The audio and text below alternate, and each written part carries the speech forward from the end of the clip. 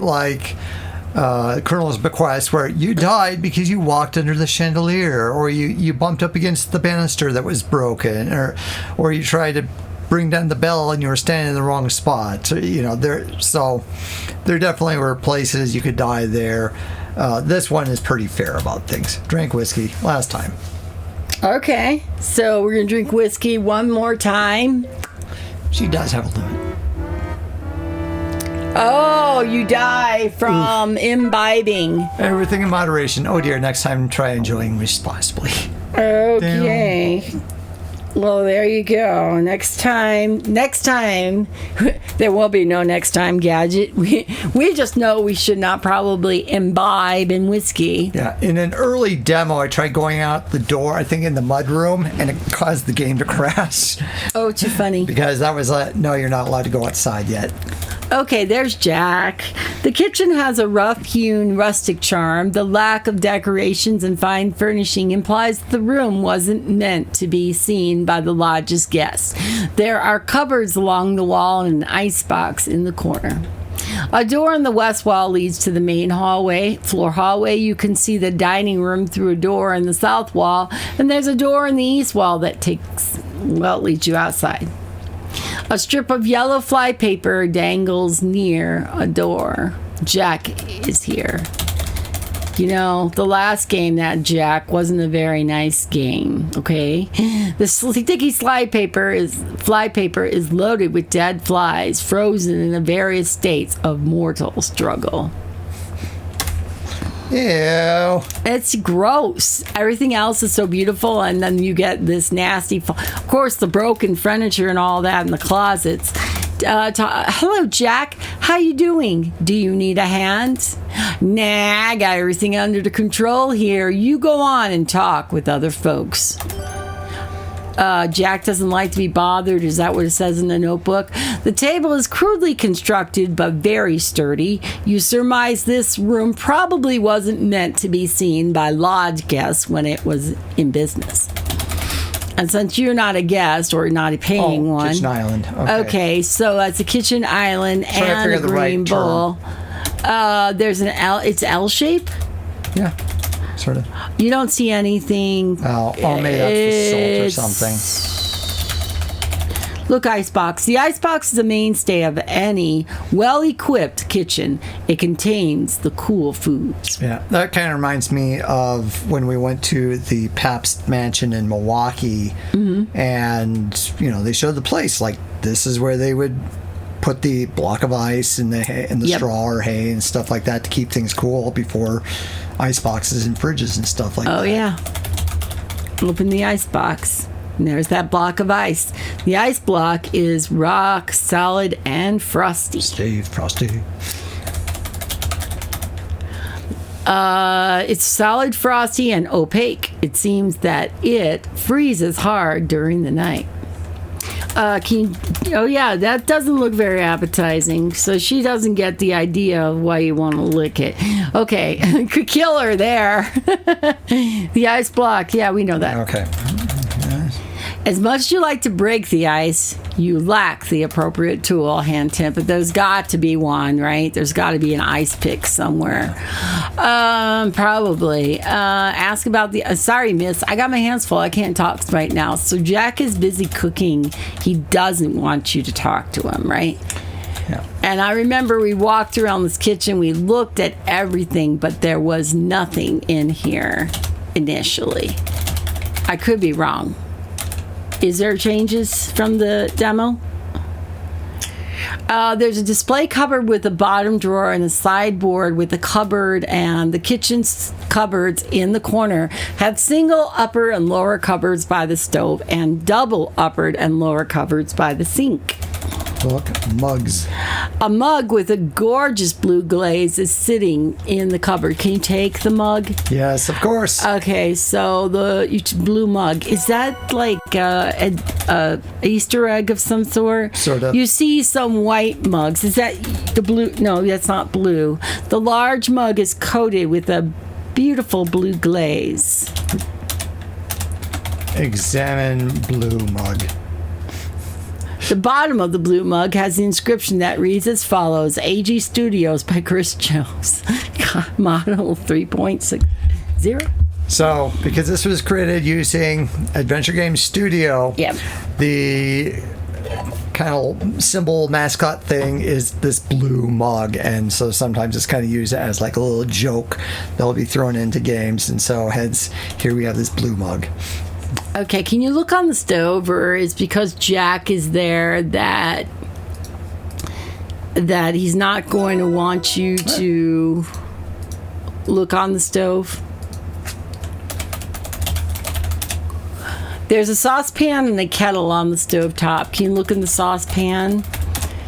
The saucepan is simmering on the stovetop. It might be some type of gravy or sauce. Look, kettle. There's a blue graniteware kettle boiling water on the stovetop. Can you get a drink of water in your blue mug? Well, let's go find the bathroom. You have to go drink out of the toilet? They have a sink. Or the sink? We couldn't use the kitchen sink? Turn on water. Yeah, and then you want to tell it to use the mug, Fill right? mug with Big with water.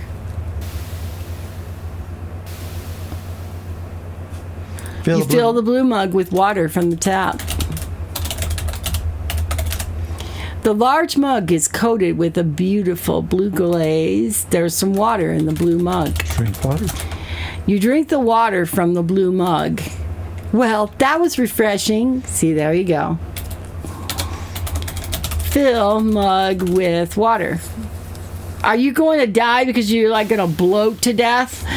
No, that'd be a lot of water probably though. Good point. Can you do an F3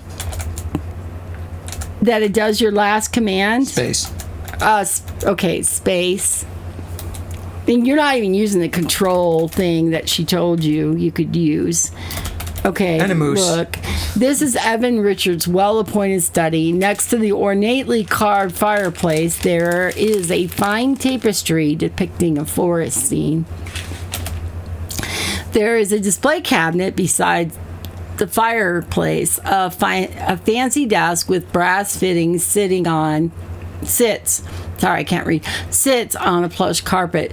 You surmise this room was once used by Evan's father, as it doesn't seem to be his taste. Okay, that's what he's supposed to do, Winkers. Let him enjoy his new toy. A door to the west leads outside, and a door to the east leads to the main floor hallway. All right, we got a lot. I mean, what's new in here? Anything, or is this the same room? Pretty much the same. All right, look, desk.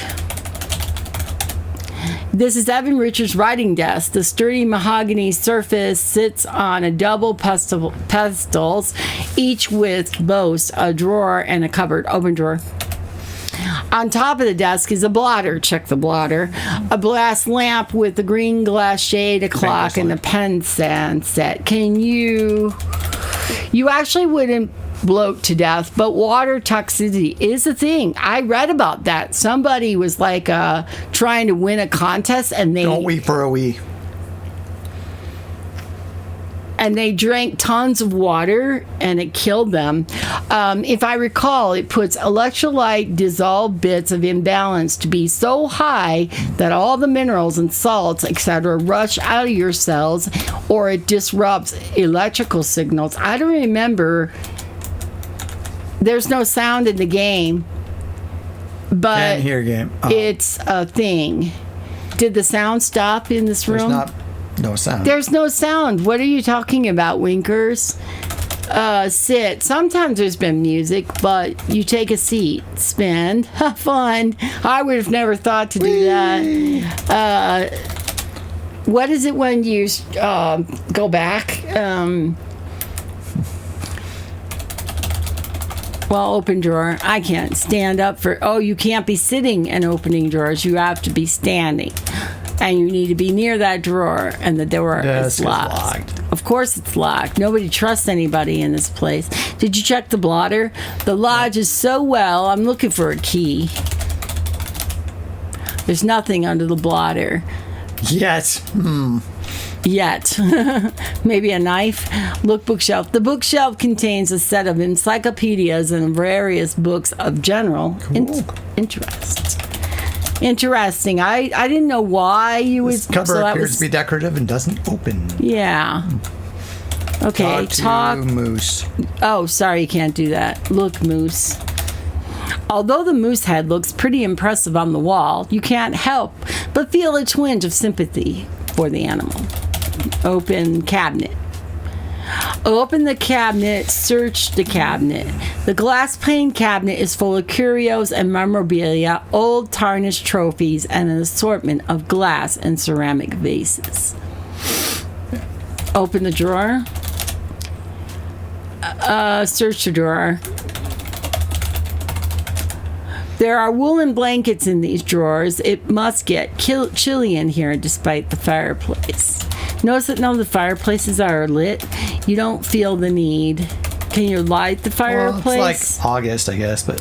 The fireplace legs and headers are carved with the simple linear flourishes. You imagine it provides invaluable heat during the long winter months. There's some powdery soot accumulating in the fireplace. A couple different places where you can get some soot. But you already got soot, right? Okay. Yeah. And your dress is dirty enough. Although the tapestry is a little faded with age, there are still rich colors woven in it. The detail is exquisite. Can you search the tapestry? That achieves little effect. Can you hide behind the tapestry? Yeah, I think like in Dagger of Ammon Ra, I think there was a scene where you did something like that. You stealthily slip behind the tapestry. After a while, you emerge from the tapestry. Doesn't look like much is going on right now. Can you get the poker? You ready? You tried to grab the poker. The poker might poke through your pocket and puncture your legs. Can you grab the shovel? The shovel is needed for proper care and maintenance of the fireplace. Can you grab the brush? The brush's bristles are covered in soot. It would be dirty to carry it about. Okay, so can we look under the rug? You don't need the carpet or anything underneath the carpet. Okay. Okay. Look at the trophies. That course of action yields no. There isn't anything in that waste paper basket. Can you go outside? No, can't go outside during this chapter. My goodness, it's as dark as anything out there. I have no need to go out this way right now. Look outside. It's too dark to see anything. Have we done everything in this room? Was there anything else? Okay, I hear voices near this doorway. I wonder what they're talking about. So let's listen because we want to. So what are we going to do about this? What are we going to do about it? We aren't going to do anything. I'm going to stay out of everyone's way and wait for all of this to blow over. But what if they find... Shh, listen, if you want to talk, we'll do it privately later. Meet me in the study after dinner. Is that There's some noise. Evan? Yep. Evan and Nathan. Evan and Nathan. Evan Richards. The conservatory is a stunning showpiece of a room. Surely the expense and the trouble to bring this many panes of glass this far north must have been enormous. Better hope something that doesn't get broken. Parents had a lot of money, that's what I say. They made real rich on garnets. There's a doorway in the south wall that leads back into the main floor hallway. You see a husky older man wearing beaten up denim overalls. You see a tall, broad man with long, dark hair and a fringed jacket. Okay, so he's like first man, right? Hello. My name's Nancy Maple, and I'm a mineralogist on assignment from the Royal Canadian Museum. I'm Evan Richards. Look, You and your friend can stay the night, but tomorrow morning, Jack will put you on a train back to the city. You aren't pretty enough to take the place of Margot, but my boss sent me up here on behalf of the Royal Canadian Museum. I'm a mineralogist. I've got too much on my plate as it is, what with my sister and that lawyer of hers. And one mineralogist is already one too many. Hello, my name is Nancy Maple. How do you do? Hello, Miss Maple. I am well, thank you. My name is Nathan Cardinal, a family friend of Evan's. How do you know him? Oh, I don't actually know Mr. Richards at all. The Royal Canadian Museum sent me here on assignment. I'm to survey the land and find out if there are any diamonds here. A discovery like that would surely make a splash when the museum opens to the public. You're wasting your time, I'm sorry to say. My family has lived in this area for many, many years and have never found diamonds here. Small red garnets are still plentiful, but of little value. The game autosaved. You hear Jack calling supper. It's time to go eat. Ask about pony keg. Nancy Nipple. Did I say Nancy Nipple? Not that type of game. Happy memories. Well, it was when she took a shower, and I bet you missed that, AC White Raven. Ha! Happy memories back when this place was taking guests. We'd fill this place with singing and music and plenty of pony kegs. The larger kegs wouldn't fit in the automobiles. My pa would make so many trips back and forth from the train station day and night. What changed? The mines died out, settlers abandoned their homesteads, and it made my pa real sad. Sorry. After he and Ma were gone, I started to prefer a quieter life. I get that because he's dressed in overalls, he's chilled back, he's talking to his best friend. But I keep one of those little pony kegs in the main floor closet to remind me of those good days. Margot doesn't fit in here. When the lodge was in business, Evan's father would order pony kegs for the bar. They would be delivered to the train stations. I'm not trying to do a Native American voice.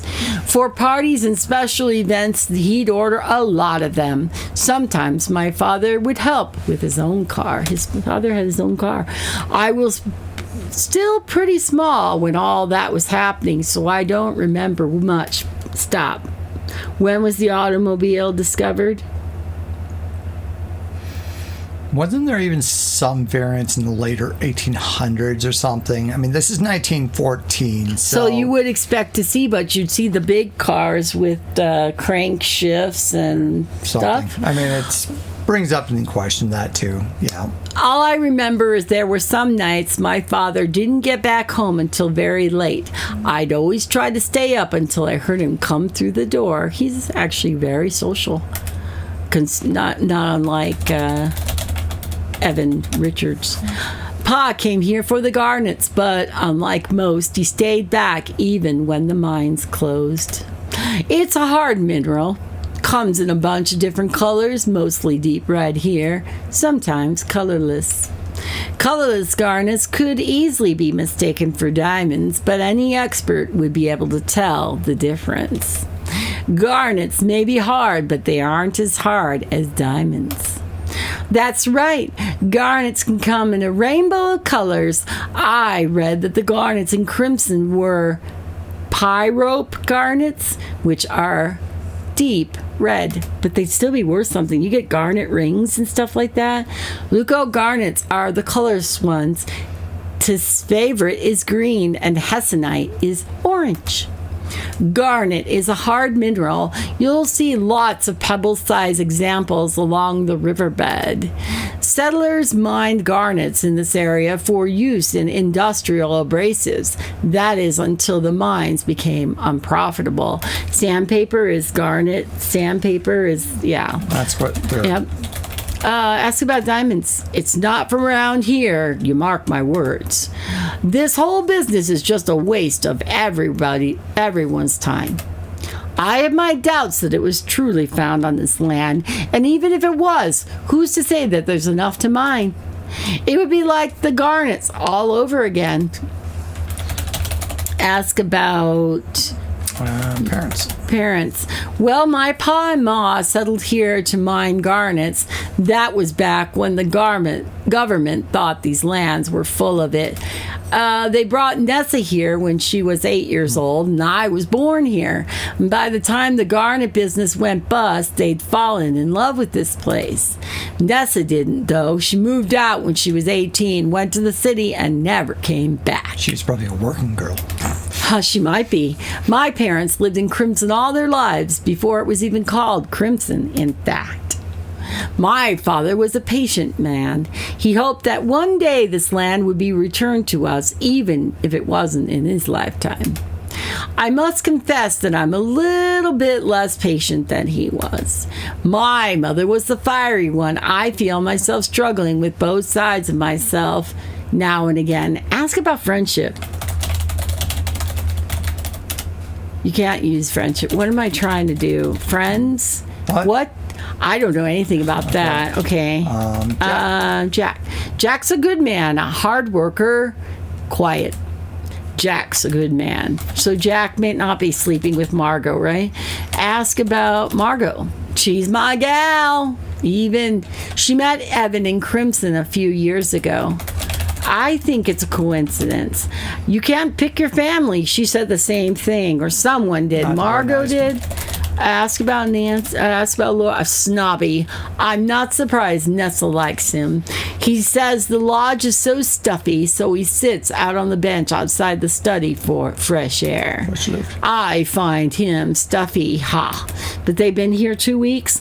I don't think he's my type of person. I really don't think he's yours either. Ask about Albert. Him? I don't think much of him, but he was sent by the government, so I can't kick him out. He keeps to himself. He was just one day, right? He came to the train today with us.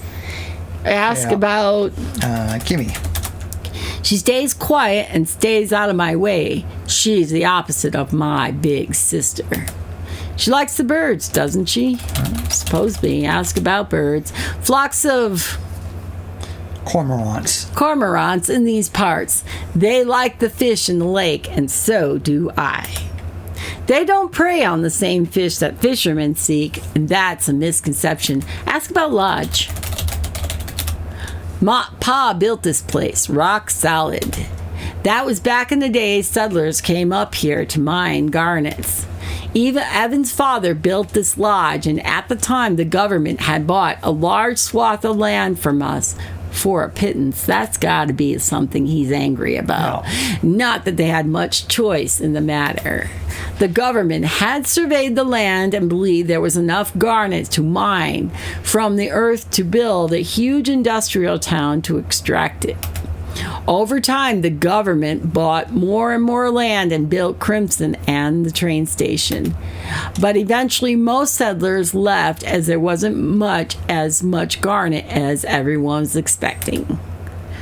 The Richards family is the last of the settlers to remain. Their land contains valuable riverside property, not to mention a lake that is rich with fish. Ask about fish. What? Okay, so fish isn't important. Ask about land. Open drawers. I'm trying to get to the point where, look in drawer, the drawer is empty. I'm trying to get to the point where we find out that Nathan doesn't really like anyone. It's not for everyone, and there's no place I'd rather be. How did they become friends? The land was ours once, and it shall be again. Nathan mentioned that his family were friends with the Richards family. So his father was friends with Evan's father. Can you search the couch? We didn't search any of the other couch. Is it the settee? Sofa? Are you allowed to sit? Is there supposed to be sound here? No. Okay. Can you look out the window? There's no voice acting in this game. I know. The conservatory window boasts a spectacular view of the surrounding forest, which spreads out as far as the eye can see. Where the rest was dense, dark forest, you can actually see that. Yeah. I don't mind. I mean, especially since this looks like a game from 1989. There was no voice acting going on in at that time generally, so I don't feel like it's a bad thing. Plus, it's trying to add it can be definitely a challenging thing. And if you ever have to change any of the lines or something's missing, that can definitely cause problems. I don't mind doing the voice acting. It's dark outside. Turn on the lamp.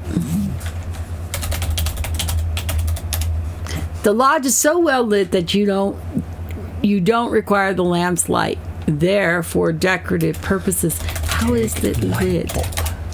Either that isn't here or you see no now. At least you don't need it now. Search the bin once again. There isn't anything in this waste paper basket. Okay, is there any more dialogue that we're missing? Heritage? Ask about heritage.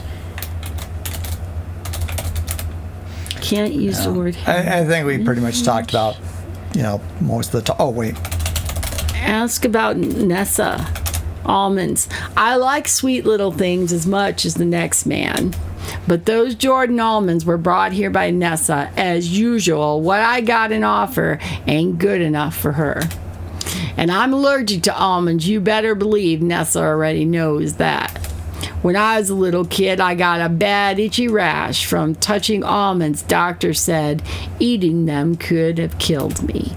Nessa, she was just jealous of all the attention I was getting. No, thank you. I don't like candy. Evan loves candy, but keep those away from him. He's been allergic to nuts ever since he was a child.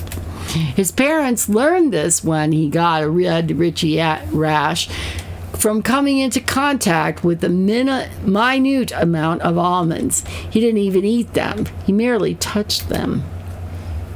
Doctors warned the family that if he were to ingest almonds, the result could be fatal. So a lot of people, oh dear. Nessa brought those Jordan almonds with her, and she knows all about Evan's allergy, of course. A very unpleasant woman. So I was going to have him ask about Nessa. Can't choose your family, That's right. I think we asked about Jack. We asked about Margot. Gold digger. Asked about gold digging.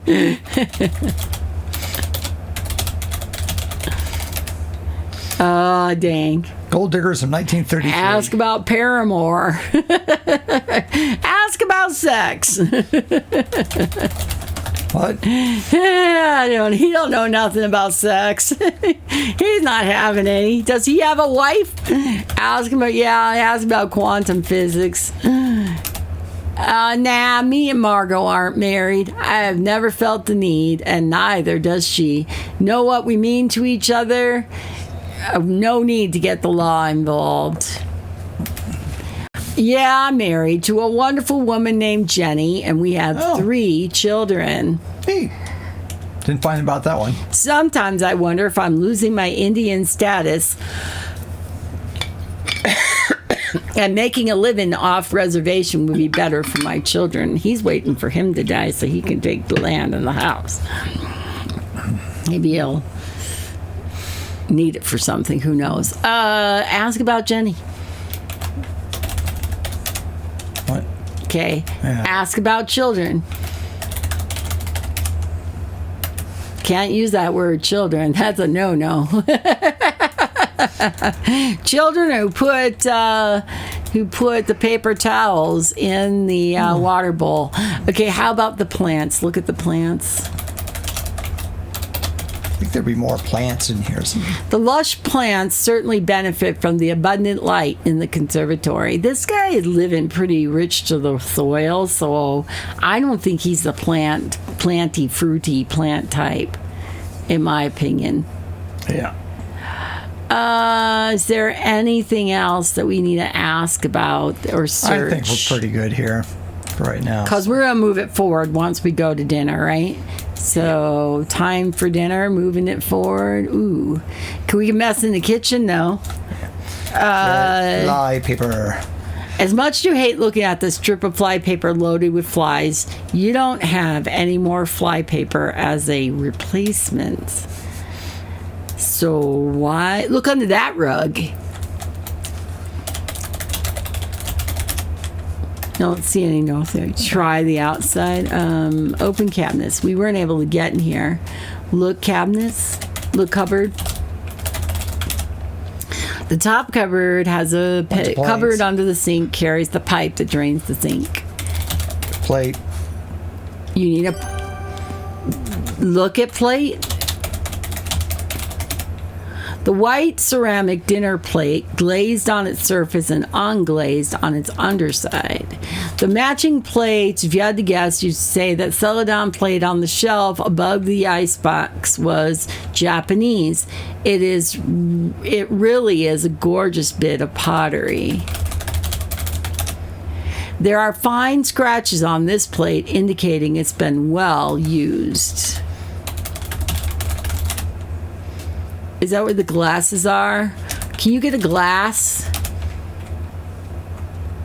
You take a drinking glass. Now you can use the glass to start listening in. Yeah. The drinking glass you got from the kitchen, spotless. Jack is quite fastidious.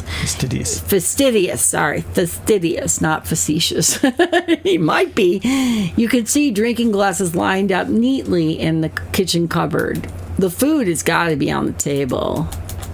Because it's not in here anymore except the kettle. Is there anything in the kitchen that we have forgotten before we go into the dining room? Not yet. We're good. My goodness, what a lot of company we have here tonight. Nessa looking, pleasant sitting here. Yeah, I don't think Nessa's happy to have. She's sitting right across from her. This is giving me indigestion. The food is giving me indigestion. You're welcome to leave. In fact, please do. Hey, you'd like that, wouldn't you? I'm not going anywhere until we find out if that diamond came from this land.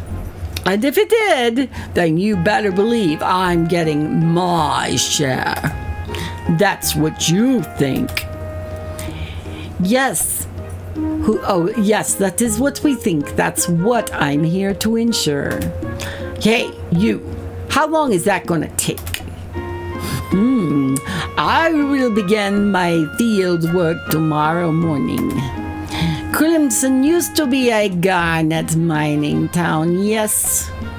Yeah, but forget about visiting the mines. They blasted the mine entrances shut years ago when they closed it down. Unless the fish had a pickaxe, broke into the mine, swallowed a diamond, then dove back into the river. Yes, I see. I've never been there, couldn't tell you where it is. Mr. Richards gets a sour look on his face and digs back into his meal. He looks like he's done with this conversation. Oh, Margot, what a lovely... Oh, who's saying that? Oh, Nancy. Me. Oh, Margot, what a lovely necklace you're wearing. Thank you, mademoiselle. Monsieur Richards gave it to me. I am very fond of it. A cheap trinket. Misshaped paste gem in a cheap setting. It's a white garnet, not glass. My Evan, he found it here in crimson, didn't you, mon cher? Never mind, Margot. No one wants to hear about that. My sapphire brooch. Now this is a real piece of jewelry. Bought it myself. Yeah, probably with your husband's money or something. Well, I think they're both quite nice. Oh, this guy's like, Nathan. Who's talking? Me? Nancy is. Nathan, I read in the newspaper that most of the land up here was once parceled out to the settlers. Is that how this plot became the property of Mr. Richard's father? About 50 years ago, this land was annexed by the government. Various treaties were signed in exchange for preservation of our hunting and fishing rights and financial compensation. It's dinner time, Summerbee. Dinner. Yeah. So the promises described in those treaties were not honored, by the way. Settlers came, mines were dug, and the Crimson was prosperous for a time. But eventually the mines were exhausted. Many settlers abandoned their homesteads, and Crimson became a ghost town. And we definitely know a lot about that in our state, of lots of ghost towns. I think one thing's really interesting is he's extremely educated. Only Mr. Richard and his family remained, which is fine. I'm not saying anything bad. I'm just saying there must have been a way for him to learn English or learn Canadian or learn whatever. Yeah, we like the peace and quiet. We liked it. I always hated it here. I sure do miss peace and quiet. Nessa and Corvus are the first to excuse themselves from the table. They head to the bar for a nightcap. Albert follows them for a snifter of brandy and one of his cigars. Jack clears away the dishes and goes to the kitchen to wash up. And after eating a minuscule portion of supper, Margot heads upstairs to draw a bath. Kimmy heads upstairs to get ready for bed. Nathan and Evan remain at the table, lingering over their dessert. The candles have burned down to a fair bit over the course of the evening, leaving small puddles of wax solidifying on the tablecloth. This is something that wasn't added until like a very late demo. Where does Nathan sleep? Is he in the house? No, he has his own. He lives on the reservation. Okay.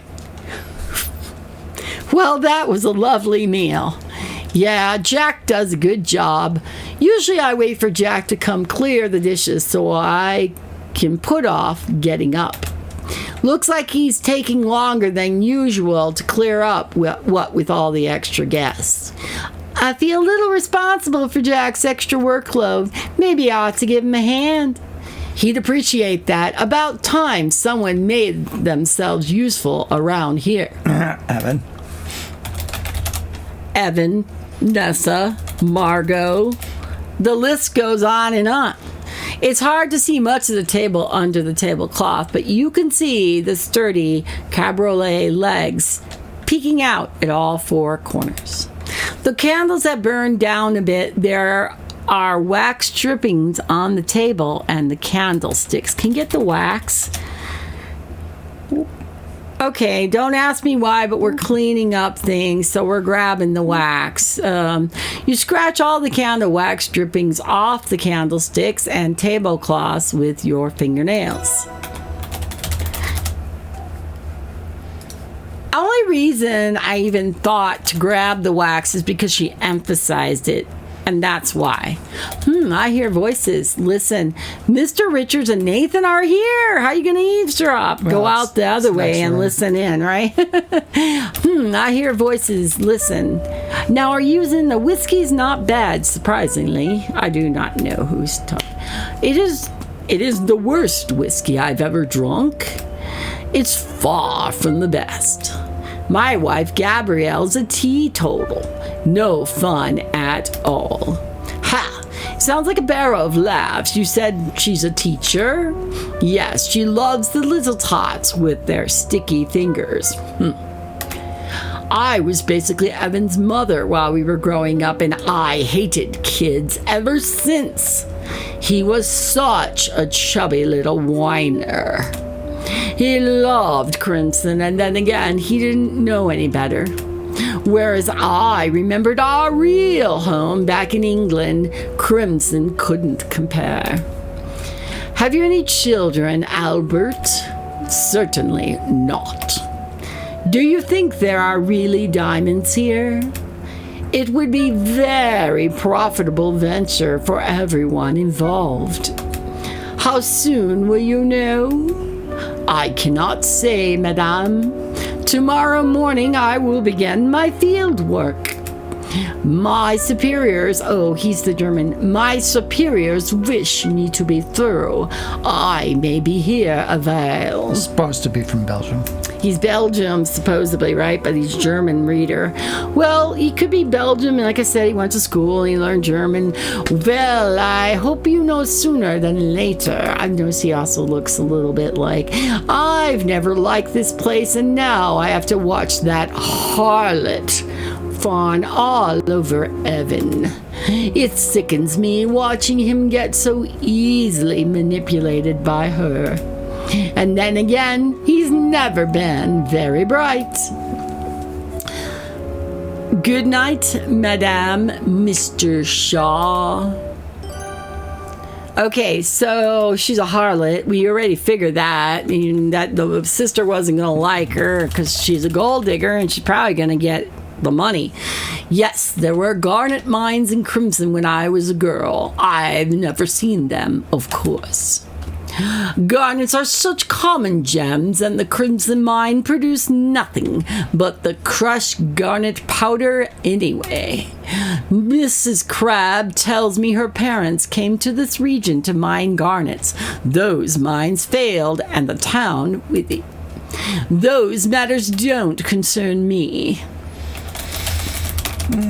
Ask about Albert, a brilliant fellow, highly knowledgeable and so sophisticated. I think they sent Albert. A brilliant fellow, highly knowledgeable and so sophisticated. I did find that. It was the same exact line, so. You sit down. Stand. Dance. Get drunk. You already did that. Okay, we're done. Okay, so bedtime. I mean, are we going to continue? Like, can we go in the rooms they were in and sneak around, do more? You knock lightly. Leave me alone. I'm busy. Oh my God, you're going to go in there again? This time the door is locked. He's learned his lesson. Fingers crossed. I might be feeling. Did you eat some of the bread? I think you said you were having you were going to get a slice of bread or something to help you feel better. Kimmy is reading a book. Kimmy must have packed her other books away. She's reading a bird book in bed. Can you ask about birds? I've always packed lots of different books on birds. They're heavy, but I can't help myself. Ah, yes, and Tom's right. Well, I'm glad you're feeling better. Yeah, okay. You know, not a long-term thing going on. Can you light the fireplace? You don't have any matches, so I doubt you can. But I'm not quite feeling quite as exhausted, and I haven't had to run quickly in the bathroom in a bit. That's a good thing. That's a good thing. Oh, Margot. An in-suite bathroom. What a luxury. You see a classic Victorian bathtub, a pedestal sink, a toilet, and the waste paper basket. A door in the north wall leads back into the master bedroom. Margot is in here. Are we going to talk to her? My joints, they've been aching the past few days. Baths help me. I take a bath every night with luxurious oils. You should try the same thing. Ask about aches. My joints ache from time to time. It's gotten worse lately. It is probably allergies. Ask about allergies. I'm afraid I don't know what my allergies might be. Whatever it is hasn't gotten particularly bad in the past week or so. I do not like garlic, so Jack doesn't serve it to me. But that isn't an allergy, merely a preference. My Evan, he is deathly allergic to nuts, he tells me, and that frightens me. Whatever would we do if he accidentally ate some up here in Crimson? There'd be no helping him. Even as a small boy, he had this allergy, and I'm so grateful his parents kept him safe and healthy. I can only assume, hang on just a second, I can only assume and this may be a bad word, that Jack does the shopping because he takes the car 2 hours wherever to do the shopping for this family and grab all the supplies and everything else. It depends on what he has.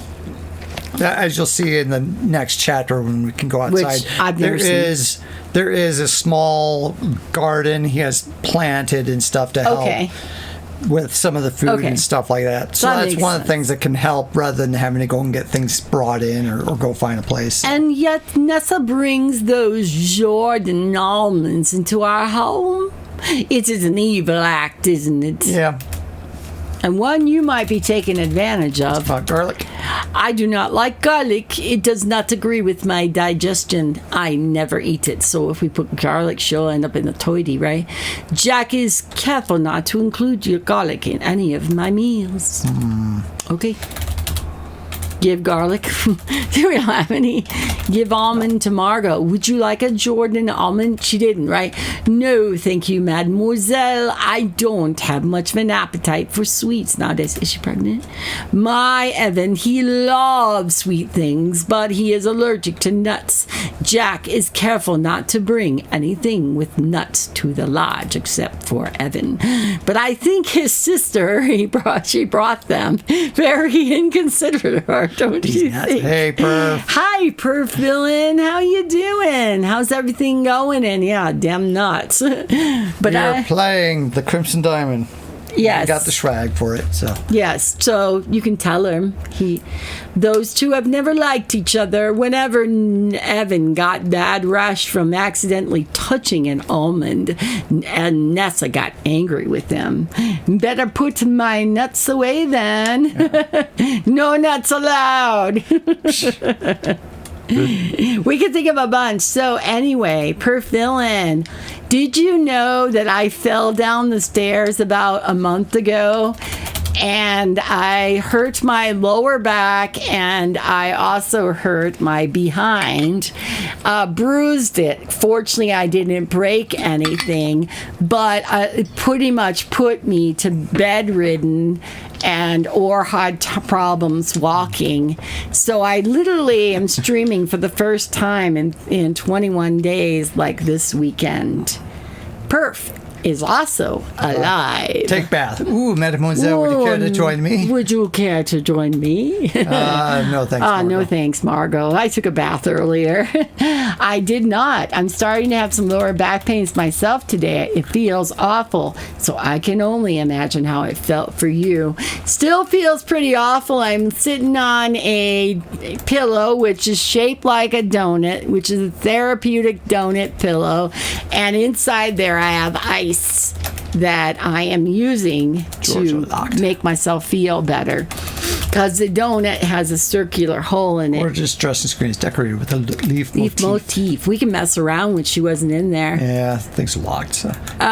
Yeah, most of the good things are locked. So it was really bad. I'm on reduced work. I'm on reduced stuff. And I've welcomed myself to the lower back pain club and did the most stupid thing ever. I stepped off the top of the steps.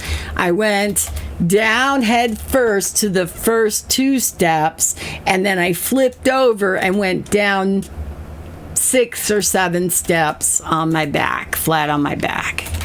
So I do have physical therapy. My first session for my Achilles tendonitis is on the 18th. And I too start physical therapy for this problem starting on the 12th. So next week. So I am in the lower back pain club, and I have never been there except when I was pregnant with my kids.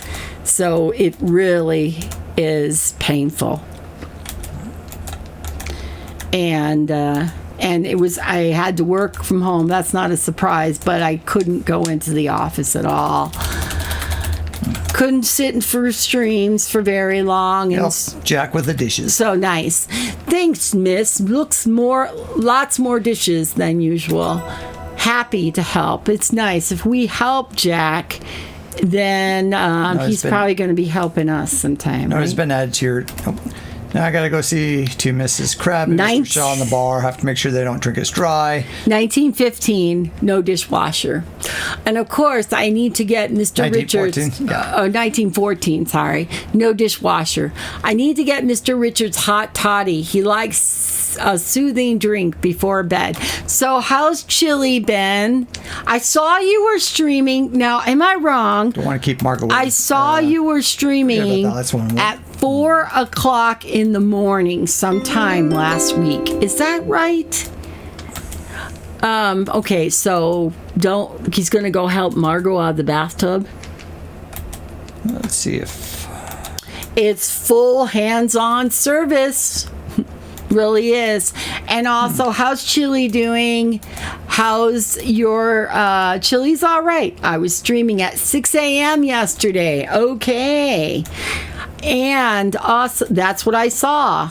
I thought it was 4, but 6 a.m. for you is 4 o'clock for me. Also, how's the job? And how's the apple trees growing? Okay, and the berries. My father's will to be around here somewhere. Things would be so much easier if I could just find it. Though, if the will can't be found, we might have to proceed as planned. What's the plan? And take our chances. We'll find out. The mystery.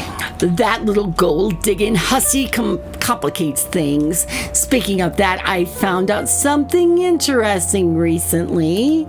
Job is going. The berries haven't grown anymore, but the apple tree has tripled in size. Nice. So did you have produce that you were able to get off of it, or is it just growing? It could help us deal with her, but we'll have to talk about that another time. Somebody's eavesdropping at the door. Good night, Mr. Shaw. Good night, Madame. He's married. Yeah. So he does not have designs on Nessa. No. Ew. She'd be a rich old widow. Maybe she has a thing or two that she might get. Yeah, might even ask her about her husband or something. I got a few berries, but the birds got the rest. No fruit yet, but next year could be possible. I've had the worst harvest this year. I've gotten some cherry tomatoes. We've gotten some catnip. Ooh. That's all. All the garden, nothing grew. Bad year for produce. My mom got some tomatoes, squash, and potatoes. Nice, but not a lot. I wonder if it was that cold stretch and then going into the hot heat. Definitely slip behind. Okay, we're going behind the tapestry, and after a while you leave because no one's there. But that might be a way to hide from something. That's what my thought was.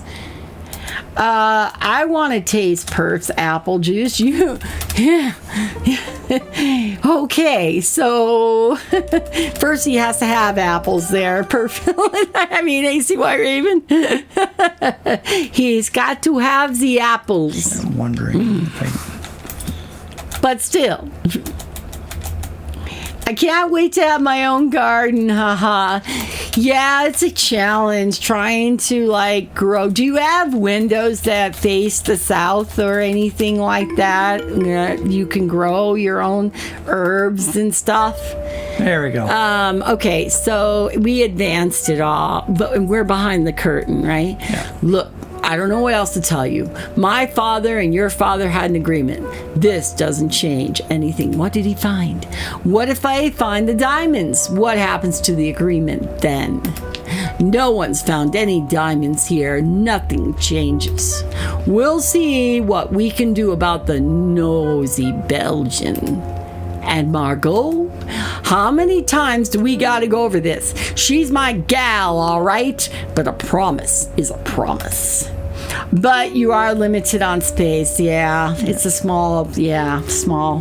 When I'm gone, this land's going back to you and your family. As simple as that. We've been promised many things in the past, and none of them came to pass. A promise is a promise. We'll see. And what about your sister? Nessa? Yeah, that's a complication. I'll figure something out. Just don't do anything rash. Got it? I'm deeply concerned.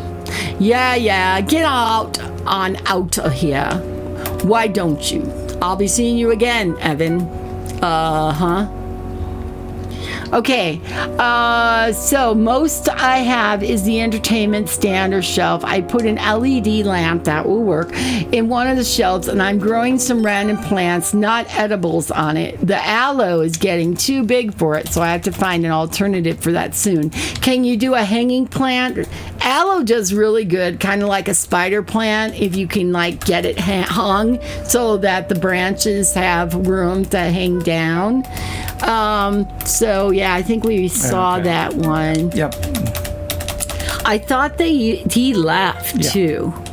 Okay. Okay, and then we might be able to There see... are also things, Kitty, I don't know if you considered this, but there are vertical gardens. There, now she's in the bath. Okay, hang on. Yeah. There are vertical gardens that can hang in a window and like on like strings and have bottles, like the soda bottles, you cut them and you can make your own vertical hydroponic garden in which you could grow produce that way. So that's another option, and actually it's kind of a cheaper one. Oh, mademoiselle. Ooh, mademoiselle, would you do you want to join me? The last one I ended up getting almost like several feet. Couldn't bring that one with my joints, right? And also you do have your son, so that's the baby, so that would be, but later on there are ways to do vertical farming, so you could get a garden as you have enough light coming in. That's why I asked about the light in the window. Knock door. He's gonna tell you leave him alone, right? Leave me alone, whoever it is. And it's complicated. All we have for plants really is the one cubby. Gotcha. And you couldn't get a swivel hook or anything to go into the ceiling because you guys don't own the place, right? Makes sense. It makes sense. It's hard, trust me. I have been in a rental. I have been in a family home where you cannot just do whatever you want with it. My car is almost sorted, though, and then we're going to the bank with our goals and stuff to try and start saving and building credit to get a house. And it can happen. It might just take some time, but look how far you've come in the last 6 years. So it definitely can happen. Now, what was cool and what did I miss? Just did the dishes. Okay. Or picked them up. So you're going to ask about hot toddy. I like a drink or two before I head to bed. It relaxes me, especially these days with all the hubbub. Did you ask the woman about her husband? Ask about mines. Yeah, Crimson was known for garnet mines. I was just a kid when they were open, and I've never been to them. So don't ask me where the mines are. They got blasted and closed decades ago, and the past have long since been overgrown. Yeah, you were going to ask about the husband of the old lady. Ask about spouse. Maybe you should, I don't know, husband. Mr. Crab, he's no longer with us. He died quite young, but I live comfortably. He would have wanted it that way. Ask about marriage. You can't use children. Oh, she doesn't like kids, right? My wife tends to waffle about when she chatters. She's quite charming and thoughtful besides. He has kids. Children. No. His wife is a teacher. Oh, she likes that. I keep thinking you're talking about me, even though you say kitty. My brain does a double take every time you say Crimson. I thought about that too. I thought about how that might be confusing you. But I always call you kitty. So if I'm going to talk to you, I will say kitty. Crimson is we're in the Crimson Diamond is the name of the game, and Crimson Lodge. So, but I've never referred to you as Crimson. I've always called you Kitty. I probably will always call you Kitty. If I ever meet you, I would call you Kitty. All right. Do you want me to get you some lunch? No, I'm okay. I'm still like full from breakfast. And plus, I'm saving myself for tonight's dinner. I am going to eat my cookie, though, Chad. You can read for a while so I can eat my cookie. So Chad made me almond pillow cookies. Hey, speaking of cookies, AC White Raven, there's the almond pillow cookies. And man, how much butter? 4 sticks of butter for the recipe. It's a lot of butter. Hear voices at this door. I wonder what they're talking about. Lots of people talking at this time. At door with glass. Is that the bathroom? No, this is the boudoir. Oh. With the help of the drinking glass, you can hear a conversation behind the boudoir door. Let's have a look. Oh, monsieur, you are wonderfully helpful. I cannot thank you enough. I bet they're doing yoga. I do what I can. Mon Dieu. Sorry about that, but you gotta go slow. The pamphlet said so, right? Well, the bed's there, so otherwise they're doing some weird things with the shoes and stuff like that.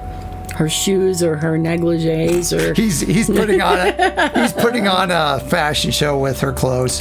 A 1 pound almond cookie sounds gourmet. Yeah. Yeah, they're doing yoga. That's what they're doing. Okay, so I had a thought that he brought her there It does more to get spaghetti, Evan interested. And it's all part of a scam. But what comes to mind to me is like Agatha Christie books and stuff like that. There is definitely that type of inspiration. The board game Clue. You can see kind of some similar things you think about. Oh, yeah. There's a conservatory. There's a billiards room. Things like that. And of course, the Colonel's bequest. And here, of course, you start thinking about what's going on. And so I joke about yoga, but it really, certain things are answered later on. Her back hurts, so it could definitely be yoga. It could be sex in that closet. You hear some muffled cries. I don't know. Shh, got to keep it down, especially tonight. So many years around. You are right, of course. This must remain our little secret. Voices go silent for a little while. All right, I think we're done here. I got to skedaddle before Mr. Richard finishes his drink and comes to bed. What is he, the Minuteman? Okay. Of course, merci, Jack. Your days. Merci, Jack. Nights are so very long. We got merci, Jacques. I really like that Knives Out movie. It also reminded me of Clue. We saw Did you see Knives Out? I saw it. I don't think And actually, they made like a Knives Out 2, or they're making a Knives Out 2, something like that. Is that right, Purslin? So, are you saying that reminds you of the board game Clue or the movie Clue? Which I did finally watch it. We got the DVD of the movie. And the thing that's great about that, and it was interesting when it came out in the theaters, people could have seen different endings. Which, could you imagine people complaining like, "Oh yeah, so and so was guilty"? No, it wasn't. It was this person, and people fighting about how it ended, and then there was 3 different endings or something like that. So that's a great way how they were able to twist it in different manners. So I'm sure they will be gone soon. Everything will be back to normal. I hope so. Bonne nuit, Jack. Bonne nuit. Good night. Jacques. You hear some footsteps coming towards the door. She would call him Jacques. Thinking quickly, you duck behind the big blue chest. Well done. You'd have to... It's mystery and it leaves you guessing. We should watch that sometime, especially playing this game.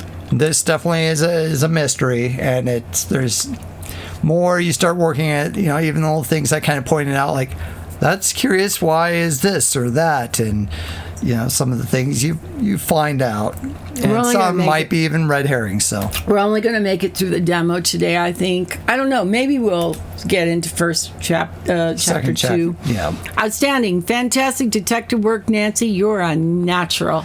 I should try one of these, just be figure nothing out or something. Oh my gosh. It's because we got all those clues that everything that were fantastic, or is there something better? I think it's at least a good indication versus if maybe you could have done better, it might give you a different type of indication.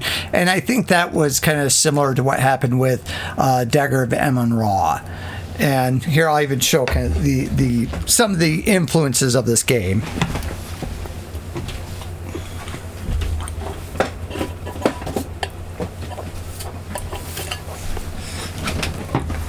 That there was the Colonel's Bequest, and the art style is very much like this, and the Dagger of Amun-Ra.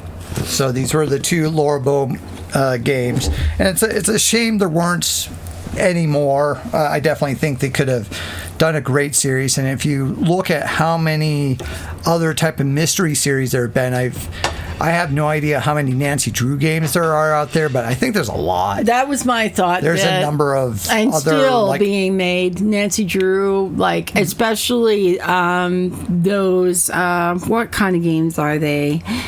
like a point and click. They're not point and they can be considered point and click, but they're hidden picture games. That's what it is, and that's where you find a lot of the Nancy Drew from, like the hidden pictures. But we are doing good. High five. Well, okay, so here's why we're doing good. Tell Per Fillin what your relationship with this game is. I did the Mac port for this game and all the previous demos, and of course this chapter 1, which we just completed, was the demo for the game, and so that's been out for many years. Right. And this game, the Crimson Diamond, was just released on August 15th, so just a couple of weeks ago. So the full game was released. So I've played through the demo a lot of times, and so there's lots of little things and things I even found and picked up that you can get here, but you don't need just yet. But still, it's kind of just fun, like, oh, hey, I found this, types of things that maybe the first time I ever played it, didn't find it, So it's, kind of interesting little things. And now, is there anything in this? Well, I'm exhausted. Whew, I'm exhausted. What an interesting place this is. It's too bad Kimmy and I have to leave on the train tomorrow. And so later that night. Here's the bridge. Rah-rahs. Chapter 2, excursions. So somebody blew up the bridge. Yep, it's a mystery. Yeah, the movie. Yeah. So Chad has had a lot of experience with playing through the game. At least chapter 1. Chapter 1. I have completed the game before, but definitely, and if Summer's here, she's played through it. Exactly. As well, and there definitely are, I haven't played through like every single type of things, but there's definitely things I know, at least my first playthrough, I was like, I'm pretty sure there were some things I missed. And, there's things like, okay, I didn't quite answer this or that, or why do I still have a certain item, or something that I was trying to figure out but didn't quite get it. Definitely the thing with like the Colonel's Bequest, you can pretty much get through that game, complete it, and have pretty much figured out almost nothing. That's and then true. there's some that you can get through it and get through a decent amount, but then there's definitely a lot of other things that you can really dig into to discover that you have to get in pretty deep, but it's definitely how much you put into the game is what you get out of the game, and there's definitely a lot of that with this one as well. There's definitely some of these aspects of you're listening in also to people, use the glass, and even just kind of the finishing of a chapter, and it gives you kind of these, sort of this indication of how well you're doing, and that's kind of similar to like the lower bow and the dagger. The lower bow one, definitely. The dagger of Amun-Ra. There was the scene where you use the glass to eavesdrop. So when we were in the kitchen in this one, I asked Chad, could we get a glass? Yeah. So a lot of that, like I said, call it whatever you want, adventure game, spidey sense is working, and I'm thinking about what I've done in other adventure games. Did she put it here? And yeah, she did. And so it's very interesting. I wish we could stay here longer. It's such an interesting old place and such intriguing folks. I know what you mean. I can see you need a minute. I'll meet you at the front door. Will you really? Okay. The game is autosaved, so obviously chapter 2 is going on. You take your green hat, get your coat. You think you're leaving, right? So put on hat and put on the coat. Do you want to search around her where she was?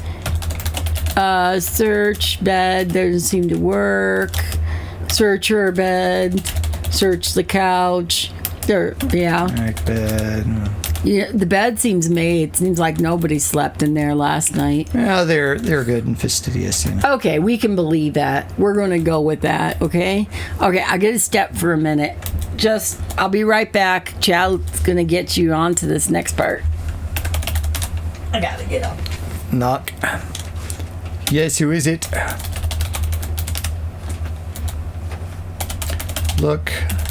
Margot. Margot's reclining on a plush chase lounge. She looks a bit listless. Talk to Margot. How are you doing today, Margot? I'm feeling a bit under the weather, mademoiselle. My body aches a little. I'm coming down with something, perhaps. I hope you feel better soon. Merci.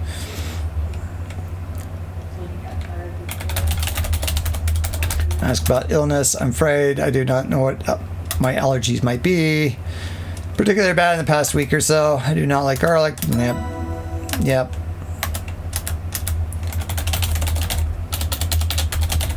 Oh, okay. I think I asked about that, but...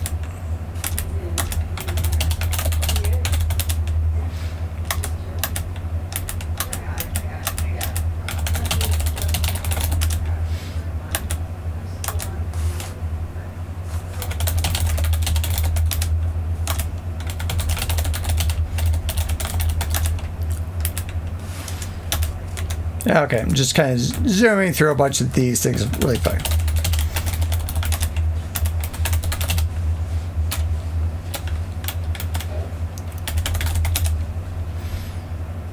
Pretty red stones. He says the mine produced crushed garnets for industrial abrasives. Not as pretty. You would know about that, Jack would too. Ask about train station. Suppose we shall enjoy the pleasure of your company until the bridge is repaired. That was we don't know the bridge. I mean, we saw there was something happen with the bridge, but I hear a voice at the doorway. I wonder what they're talking about. What's that? Door with glass. With the help of the drinking glass, you can hear a conversation behind Nessa's bedroom door. Evan spends most of his time in the study. It's almost impossible for me to look for the will. I'm sure it'll be there if it exists at all, of course. Evan's such a lazy good-for-nothing. Odds are he never wrote one. And he won't get to. I think Evan will have his hands full soon enough. Then I'll get a chance to search the study. Indeed, I'll get started on Plan B. Okay. This part is new for me because I've never seen the full game, and I only played the demo about 5 years ago. Help with the drink glass can hear a conversation behind Albert's bedroom door. Because I get the feeling that maybe your government doesn't want diamonds to be found in Canada. Market competition, eh? So why don't you just get on the train back to Toronto this morning, enjoy the city, and write your report from the comfort of a ritzy hotel. My treat, what do you say? Mr. Richards, I'm appalled at your suggestion. Your man, Jack, will bring me back to the lodge, else you can expect a visit from the authorities. Fine, but I doubt your bosses will care if your visit is less than hospitable. Chips. I got my eye on you, Alberto. You hear heavy steps coming towards you. You think quickly. You hurry back to your room as quickly as you can. Whew, that was a close one. I think they've both gone downstairs by now. Have you left the house yet and found out you can't leave?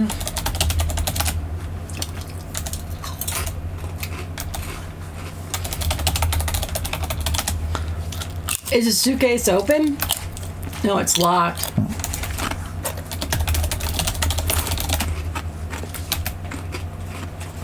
You really should drink more water.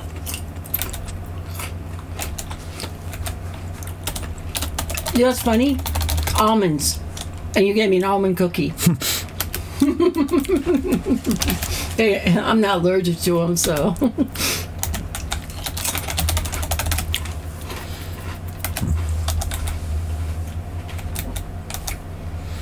I'm trying to figure out what his dealio is because I'm still confused. He's reading.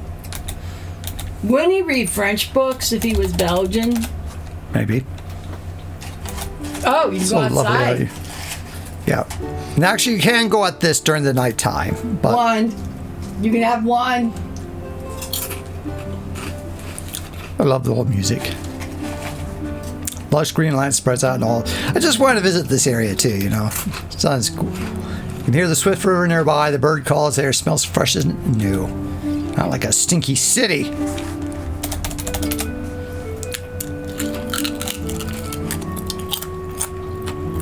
And AC White Raven can only have one cookie too. Now, have all you want, AC. I don't know how you're gonna. Coffee.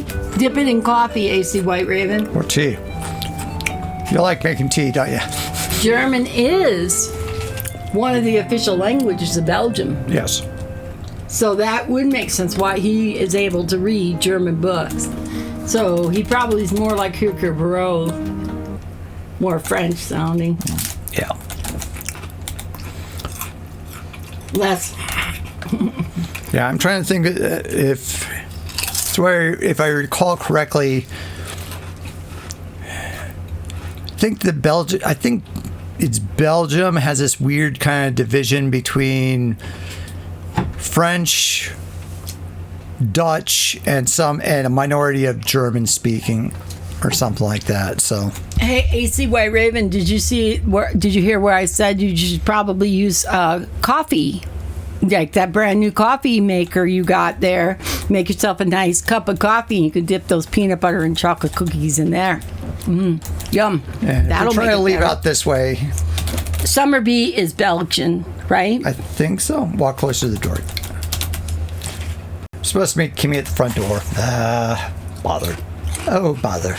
But I'm probably like hacking her language, which I'm sorry. I'm sorry.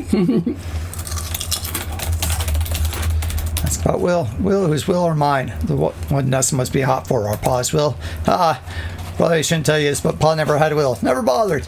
But I do, and if she ever tries anything, she's in for a shock.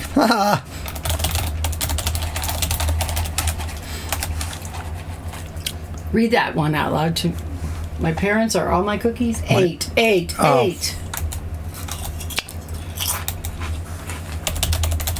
I love how many of these doors stay open. Oh, did we go in here ever? Maybe not yet, but not much to do here yet, so Okay. get cue ball. There's one no one here to play billiards with currently. Get cue stick. Well, I was wondering about that. Maybe they tasted better than you thought, and you're your own worst critic.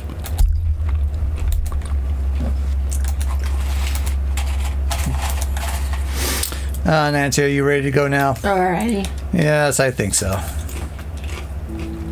You and Kimmy follow the dirt path to the carriage house.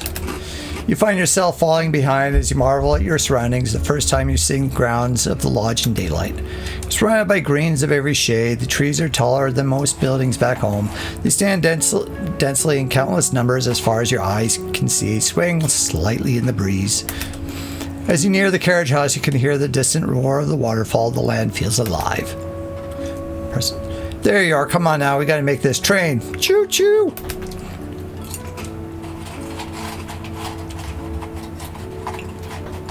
Right. Let's go. Vroom. Jack drives you and Kimmy back to the train station. The car ride seems a lot shorter this time, maybe because you can see your surroundings. What's he doing there? Wait, here, I'm going to check the telegraph machine in the station. You wait in silence. Early morning, the deserted town is so quiet it nearly makes your ears ring. Did you just hear Jack gasp? Oh. Jack's taking a long time in there. I'm going to check in on him. Whoa, hey, told you to wait outside. What was Jack doing? That was nasty. Jack looks agitated. He stuffs a strip of telegraph paper into his pocket. What's wrong, Jack? We're going back to the lodge. Bridge is out. Don't know how long. Oh, dear. Oh, by the way, any of you folk know someone named Carl? Carl? You've been waiting for that, haven't you? No. Why do you ask? Why do you ask, Jack? Telegraph in the station for him. It was printed off the machine after my message, so I cut it and pinned it to the board inside. Maybe it's Albert is Carl. That's how messages get passed on to people in this area. It's a decent system. Well, I'm going to send a message to my superiors. Wait here. What happened to the bridge, Jack? An accident. Train can't get to Crimson. Looks like we're stuck with you for now. Now, wait a minute. Jack looks over at Kimmy and winks. No. Looks over at Kimmy. Looks like you got your wish, eh? But like I said before, leave the cormorants alone. I like making up fake spoilers, like, she's gonna lead them into like a jig, lead them like a bunch of flying monkeys. He didn't want her in there, but Albert gets to go in there now and do whatever he wants. Telegraph. Kimmy flushes. Why would he send a telegraph? He wasn't going back today. To his superiors. I get that, but why would he? You stand in... That's his business. You stand in tense, awkward silence until Albert reappears in the train station's doorway. I'm ready. Let's be honest. I'm ready to ask the hard questions. Why would he go in there? You know what he's doing? It's Germany, 1914. World War I or whatever. Is that right? There are nods to that. The journey back to the lodges is so rushed and bumpy. There are times when you're afraid you'll bounce right out of the automobile. It's far too noisy to even attempt conversation. Albert leans back in his seat impassive. Kimmy, whom you've come to believe was a kind and quiet sort, looks pretty nervous and maybe even a little angry. Why? I don't know. Why would she be angry? I would think she'd be ecstatic because she gets to go see the cormorants. See the birds. Jack is mostly silent, white-knuckled hands wrapped around the steering wheel. You realize you don't know any of these people. No. They might all murder you in your sleep, especially Bird Girl there. Well, definitely. I can't let myself be distracted. I have a job to do. And when I get back to the lodge, I'm going to start my field work. It's been a long morning, and I'm going to put the kettle to boil if any of you want some tea. You hear Jack mutter something under his breath about needing to see Evan. After I fetch my field kit and change into my field clothes, I am commencing my field work. Which is totally field work type stuff, because I am like a mineralogist guy. Do not disturb me. I'm going out to get a breath of fresh air. Well, I guess I have my work cut out for me. I still wonder what happened with my kit on the train. Do you think that guy stole her kit? What guy? Albert. Maybe. Well, I can't certainly dwell on that. There are things that, especially that I was, after having watched things so many times, definitely came up with some theories about stuff. I don't trust Albert. To obtain samples, I need a few basic tools. A geologist pick or something similarly sharp and strong. A hammer that, when used with the pick, will help me chip off samples of rock. A small shovel to dig into the riverbed.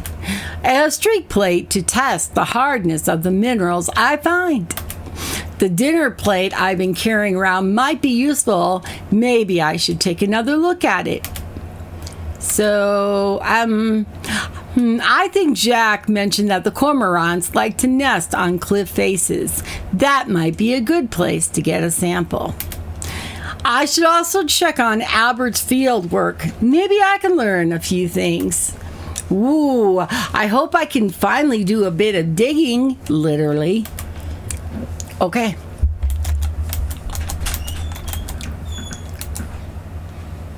So is there anything really going on in the house at this time? Where are all the people?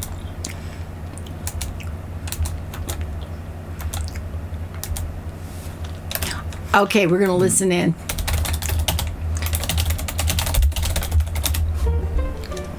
With the help of the drinking glass, you can hear a conversation behind the study door. So it's a problem. Could things get any worse? Who could have done it? Who would be capable? Who could it be now? It could be Albert. I don't know. Burn the tape. Tell no one. Keep an eye out. You got it. I waited a little longer, anxious for more details, straining to hear more of the conversation. What could have Jack learned from the telegraph tape? You are so deep in thought that you fail to hear the footsteps approaching the door. You need to get your shit together. Hey, what do you think you're doing loitering outside the doorways? Get.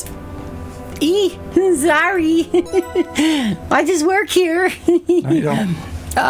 Yeah, I really don't. Okay. Wait a minute. Okay, look, watch. You can't use watch. Look, Evan. Didn't we seem to read this already? Maybe we didn't. Jack told me about the bridge. Told me that the bridge got damaged and the train's not running right now. It's a shame, and I wonder if they'll bother to fix it. Can you swim? Looks like the fireplace was on, right? The fireplace legs and headers are carved with the simple linear flourishes. You imagine it provides invaluable heat during the long winter months. You see a length of telegraph tape smoldering in the fireplace. Is that the tape they were talking about? Okay, and that was the telegraph, right? There's some telegraph tape burning in the fireplace. I heard Mr. Richards telling Jack to burn this telegraph tape in the fireplace. I wonder what it says. It's for Carl, right? No, not this. Oh, after heavily scrutinizing... No. What's wrong? The smokes. Okay.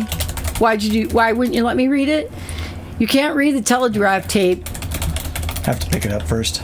You carefully pick up the telegraph tape. Most of the telegraph tape has been consumed by the fire, but you can barely make out some words. Bridge, bomb, sabotage. Oh, wait. Despite your careful handling of the telegraph tape, it crumbles into ash, so you're not even going to have it as proof. But we already figured somebody... But what's-her-face was drawing a picture of the bridge, too. Yeah. Okay. Evan tried to bribe Albert to report no diamonds in crimson. Obtain a pick, a hammer, a small shovel, a street plate. All right. We have what we need, 3 samples right? from outside, from sources outside. Look at the plate you're carrying. Telegraph tape. Where did we get the pick from? We don't have one yet. Oh. Now that I think of it, the unglazed undersides of this porcelain plate would make a great streak plate. Ew, porcelain. Streak plates are used for ascertaining a mineral's streak color, but any minerals harder than 6.5 or 7 won't make a streak. On the plate. I can rub samples on the plate to see their color. Your streak plate has a Mohs hardness of 6.5. Can we go in the supply closet where all those tools were and see if now we can get a pick or a hammer or something? I can't remember where I left it. A shame because I can't chip off bits of ice for drinks. Can we get an ice pick? That's what I'm asking about. Oh, I thought you asked for the pick. Can't remember where I left it. Pickaxe. Can't remember where I left it. A shame. Yeah, okay. Shovel. Small shovel. A small shovel. There's a trowel in the garden shed. Ask about hammer. You need a hammer? Got one out in the boathouse in the tackle box. But there's also one in that hallway closet, isn't there, where all those tools were? Sorry, Miss Maples, I don't know anything about that. Okay. Handy dandy contraption that. It kind of melts it a bit during the day, but the nights are always cooler, so it freezes it back up again. Oh, and if you find the ice pick, let me know. I can't seem to find it anywhere. Could it be in here? Open the ice box. The ice box is melted a bit, and now there's a puddle on the floor. Oh dear, the ice box is a bit leaky. Look, ice. The ice block has melted a bit, rendering it a bit more transparent, and there seems to be something frozen inside. You can get what's in there. Oh, that's cool. You close the ice box. Ice is expensive, and something, I don't know what. It's hard to come by in these. So you're going to take the kettle and put it near the ice to melt the ice. You take the kettle, but you resolve not to leave the kitchen with it. You can't imagine someone just walking away with your kettle. I'm going to watch TV. I'm going to play Batman. Okay. Well, you enjoy AC White Raven. It's always good to see you. Enjoy. Ice box. It's melted a bit. There's now a puddle. Okay. Can't you, there's a puddle of water. Can't you use the kettle? Pour kettle on ice. You eagerly pour some hot water onto the ice block. Aha! Some of the ice is melted away, revealing a wooden handle. Well done. Look, handle. There's now a small wooden handle poking out on top of the ice block. You can get this in chapter 1, but here chapter 2 gives you more hints about it. You could grab the kettle in chapter 1. Mm-hmm. After a few tugs, you're able to pull the wooden handle out of the ice box. The rest of the tool is pointy made of metal. Hooray! It looks like I found an ice pick. Jack must have left the ice pick on top of the ice block, and when the ice melted and refroze, it gradually got swallowed up. I like that. I read one review. Somebody, I think, was a little miffed that one maybe took them longer to find, but okay. So, and then I think did there's you another find person. It right away when you played it? No, it was quite a while before I already knew about it from the demo, but right. But it's one of these things, like, things you can find in the first chapter and stuff like that. But good old Batman on the SNES. No. Oh wow! So it's not even a newer one or something. The blue garnetware kettle has a polished brass and a wood handle. Steam pours out of its spout. So you're keeping the kettle now? No, we're putting it back. A simple ice pick with a wooden handle. Maybe you could use this as a substitute for mineralogist pick. Okay. I knew we would have to. Your eyes water and the loop fogs up from the steam pouring out of the kettle. You really can't examine it more closely now. You don't see anything exceptional about the ice pick, but it would make a fine pick for your field work. Nice. So put the kettle back. Put the kettle back. Okay. Enjoy your game. Good old Batman on the SNES. Hey, say Jack, this ice pick would really come in handy with my field work. May I borrow it? The ice pick could help me obtain some samples. I guess you can use it, but you gotta give it back when I need it. Sure thing. Is that because we helped him with the dishes that he's so nice to us? I mean, he's not a jerk, so. Yeah. Chapter 2 begins. Stealing. Okay, how could that be stealing? Well, okay, we're borrowing. We are creatively borrowing, actually. The cellar door. This is the east side of the house. There's a door built into the ground, most likely leading to a cellar. You can see a shed and a veggie patch east of here. South of here is the front section of the lodge. North is dense forest. Oh, just want to go ask him something. Ask about garlic. Sure, I grow garlic. I love this stuff. Margot and Mr. Richards don't eat it, though. That's fine. More for me.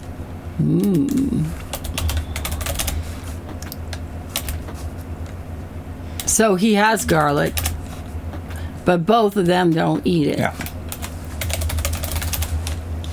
I keep tons of boxes of fly paper out in the shed. The black flies up here are murder. I don't know if it's just stickiness of the fly paper or what. The stuff kills flies dead. Ask about. Sorry, Miss. All right. You just gotta find the shed. Yeah. Let's find the garden. Let's do shed. it. Obligatory. Sit. You sit down. So many things you can sit on. Nice, but also just because this is the very first time I've ever seen this. Yeah, and the outdoor areas especially are beautiful. There's a garden shed here, as well as a well-tended vegetable patch and water pump. Bird amenities include a bird bath, bird feeder, and bird houses. North is an impassable wall of dense forest and bush.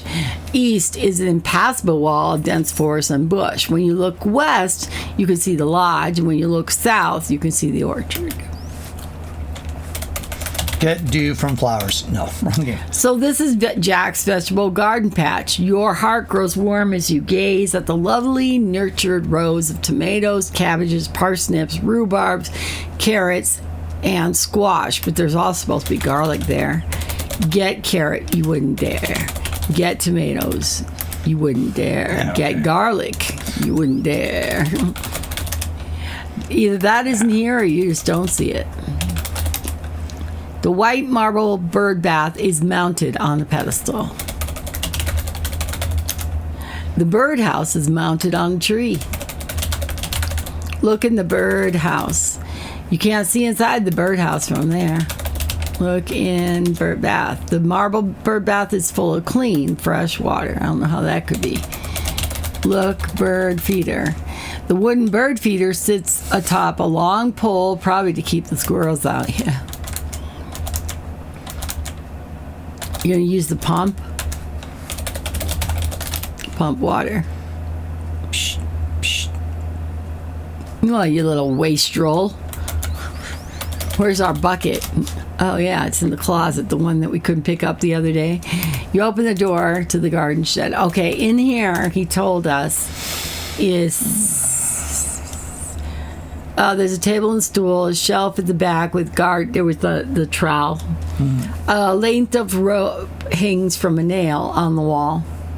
There was also a shovel by the fireplace poker. Maybe it's more ornamental than useful. The rope appears to be a woven hemp about 20 feet in length. Get rope. Take the rope. Well done. Look, trowel. The garden trowel is hanging by a nail that is nailed into the shelf. Get trowel. Terrific. Now I can dig the riverbank for specimens. Look, table. The table and stools are somewhat mismatched in height, leading you to conclude that they were probably not a set. There's a box. Oh, yeah, we want the fly paper. Get fly paper. You pick up a box of fly paper. Is that what you're going to use for fingerprints? Is fly paper? It's an interesting idea. A new box of fly paper with a drawing of an unsteadily large fly on the front. There's a very small label on the side of the cover. Read the box feels a bit light. Read the paper. The trusty garden trowel has a well-turned wooden handle that fits nicely in your hand. You conclude that this will be the perfect for digging the riverbank for specimens. The label sports a skull and crossbones. Thanks to your loop, you can read danger contains arsenic. Don't eat arsenic, huh? The skull kind of reminds me of Murray a bit. Yeah, a little bit of Murray. Yep. Surprised to discover that the box of fly paper is empty. This looks like a new box. Where's all the fly paper?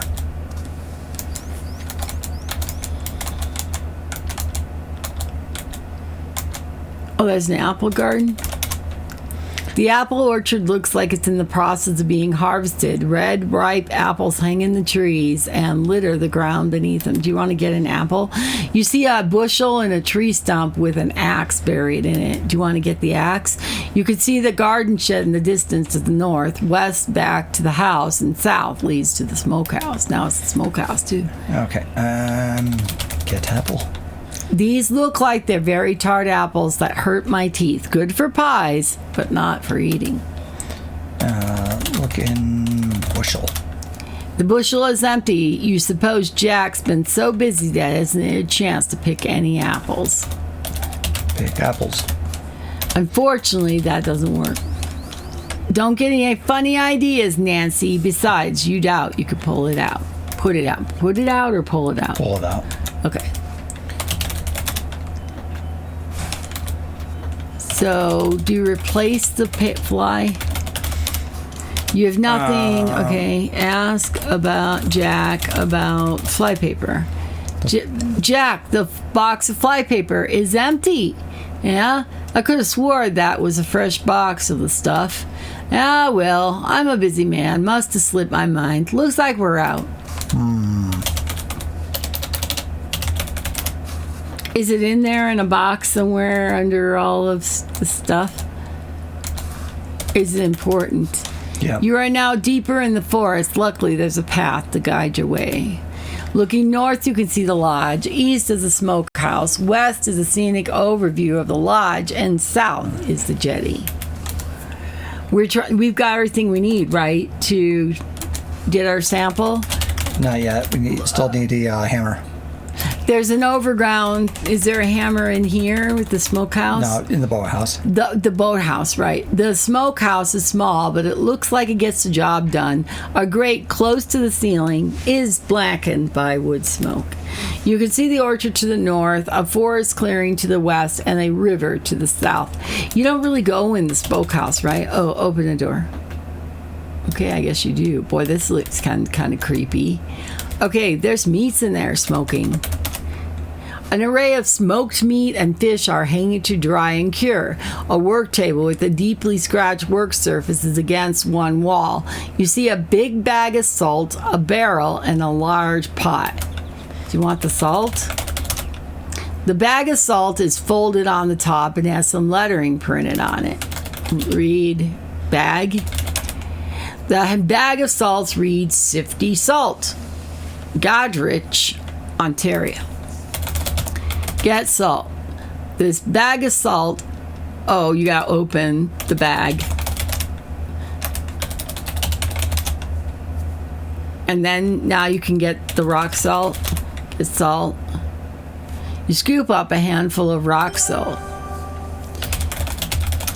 Close the bag. Yeah, you don't want any wildlife in there. Examine floor. The little sparkles are barely larger than grains of salt. They are mostly present around the bag of rock salt. Little sparkles. The meat and fish look delectable. Your mouth waters. From inside, the smokehouse swells overpoweringly of wood, smoke, and meat. It's not unpleasant. Unfortunately, that doesn't accomplish anything. You don't see anything. This looks like this might be a pickle barrel or a barrel for salted meat. You certainly can't pry it open, and there's no real need. What is that that gray thing? Is that the smoker? Kettle. Oh, that's the kettle. Okay.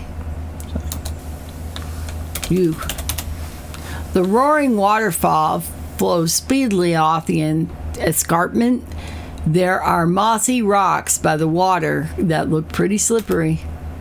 Far off in the north, you can just make up the smokehouse. West leads to the jetty. Let me guess, if you don't save the game, then you fall down there and die. Yeah, I better be careful and not stray too close to the raging river. Yeah, and when are we ever going to do that, right? And there you go. Thank you, Wise Spot. It generally does a good job in... Don't go chasing waterfalls. You should stick to the slow, safe rivers and the lakes that you're used to. So, that, I mean, you can die, but it generally does a good job in being... Is there anything in that stump? Yeah. There's a jetty here overlooking the rushing river. Remember you wanted me to play. So cat lines the riverbed, and there's a rotting log lying on its side. A dirt path leads north in the forest, and west leads to the bridge, and east to the waterfall. So if you do a WW north, is that... I guess it might go that way, yeah. The rotten log is well on its way to returning to Earth. It's covered in moss and starting to cave in. Look in the log. The rotten log is full of moss and gross bugs, but it looks like a metal whistle. I was like, their get whistle. It's a Lady and Terror Beast whistle.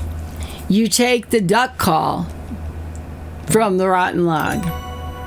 So some reason we got hit with 3 spam things all at once.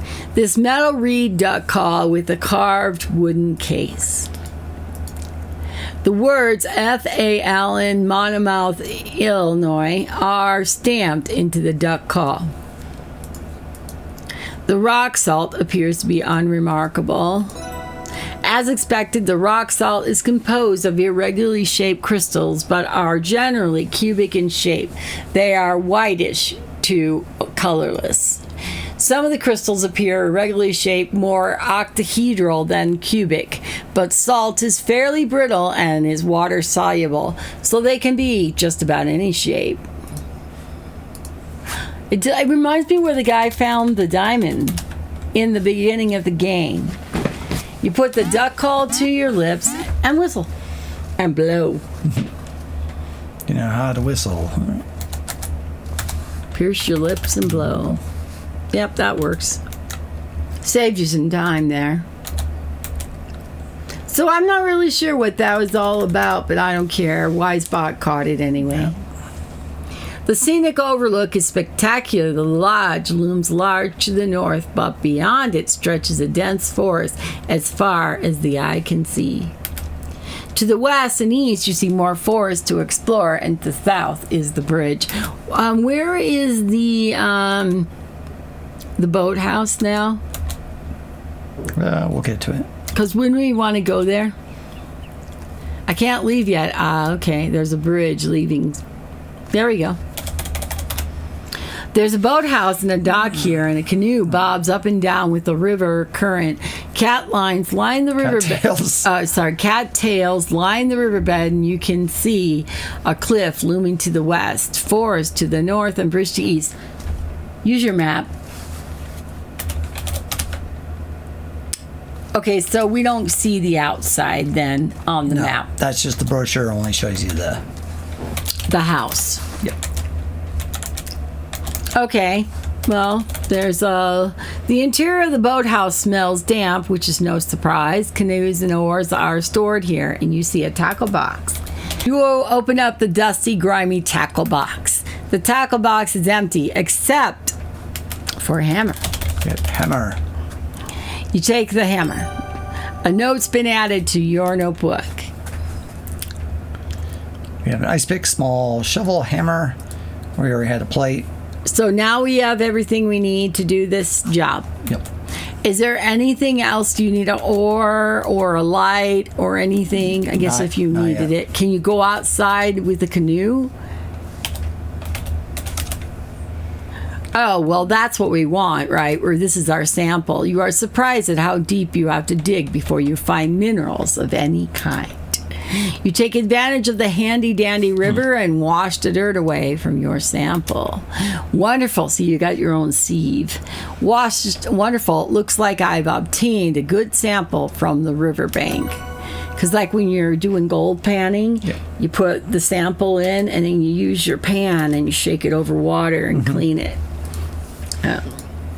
A visual inspection of the river sample helps you separate the rocks from the possible minerals. Rocks are a combination of more than one mineral, so it's easy for me to remove those from this sample by visual inspection. I also remove the red stones from the sample, as those are clearly garnets and not the subject of this field work. When you take those and put those in your pocket, you can make rings with them. Therefore, I can now analyze the sample using other methods. Now notice it's less stuff there. The river sample now contains possible mineral specimens only. Are you going to pick at those rocks? At the river sample? No. So what you need to do is use the plate as a streak plate. So yeah. Okay. You know, rub river sample on plate. Before I rub the river samples on the streak plates, I don't know what it said that you need to do. Need to investigate with our loop. Sorry.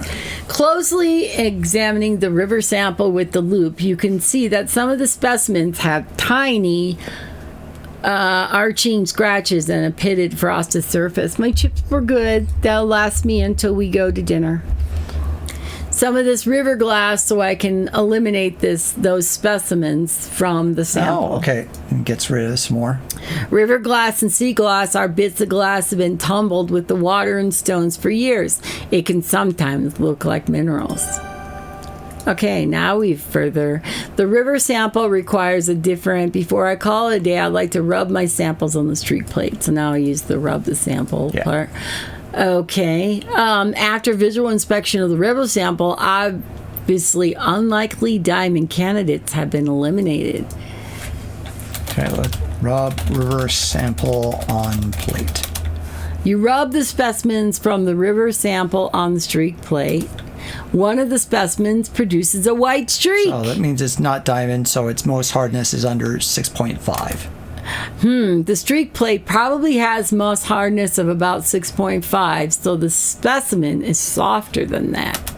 Since diamonds have a hardness of 10, I can conclude that this part of the specimen is not a diamond. The remaining specimens from the river sample don't make any streaks on the streak plate. And when a specimen doesn't make a streak, that's sometimes called a colorless streak. The streak plate has a Mohs hardness of 6.5 to 7. That means the minerals in the specimen are harder than that. Garnets have a hardness up to 7.5, and diamonds have the Mohs hardness of 10, so they wouldn't make a streak. I wonder if Albert will let me borrow one of his Mohs hardness picks so I can test the remaining bits. He won't. I know him. I still have to collect 2 more samples from outside the lodge. So let's go ahead and collect another sample. Are we going to a different place then to get our sample, or are we going to do it again right here? Oh, there's the birds. Yep. There's a steep cliff here with a rather scenic waterfall flowing from hidden crevices. The cliff face hosts a thriving colony of what you assume are double-crested cormorants. They clearly enjoy nesting. They clearly enjoy nesting here. You can see the boathouses east of here and the faintest indication of the carriage house to the north. Kimmy is here. Look, Kimmy. Kimmy is intently watching the cormorants nesting up the cliff face. Her suitcase is beside her. She couldn't even wait to store her luggage back in our room. Wow, she's keen. Ask about the cormorants. Oh, camera? She doesn't. Is camera even invented at that time? Guess so. Kimmy is intently watching. Yeah. Can you get a sample right here? Looks like Kimmy was so anxious to see the cormorants that she brought her suitcase with her to the cliffs. She's got her whatever that bird watching thing is that they do. Yeah. Okay, you probably have to be closer, right? That action yields no result. Get sample. Don't disturb the cormorants. Oh, I'm sorry. Yeah, one of them has something shiny in their beak. Could it be a diamond? A crimson diamond? Okay, look, cormorants. The double-crested cormorant is distinctively large with a swan-like neck, webbed feet, and bright orange beak. I'm going to do generic things like look around. The riverbank would be a prime location for a mineralogical sample. All right. But these rocks look awful slippery, and the current created by the waterfall is very strong. I better find a safer spot. Look. Bush. The bushes are incredibly dense and impassable. This species is favored in hedge mazes and topiary. Look, waterfall. The waterfall seems to originate from deep in the mountain. The water looks fresh and very chilly, even in the heat of summer. Look. Nests. The nests appear to be made of small sticks and lined with grass. Talk. Birds. It's probably going to think I'm going to want to touch the birds. We'll see. Hello, cormorants. Cormorant sounds. Okay. Wash hands. Action yields no results. Talk to Kimmy. Oh, hi, Nancy. I didn't see you there. Okay, so she noticed us, and she's busy and don't want anything to do with us. Seems like if we go over. Ooh, I better be careful and not stray too close to the edge of the river. Okay, I won't. Stop. Oh no. Whoopsies. Okay, maybe we can get the sample over on this side. I don't know. Get sample.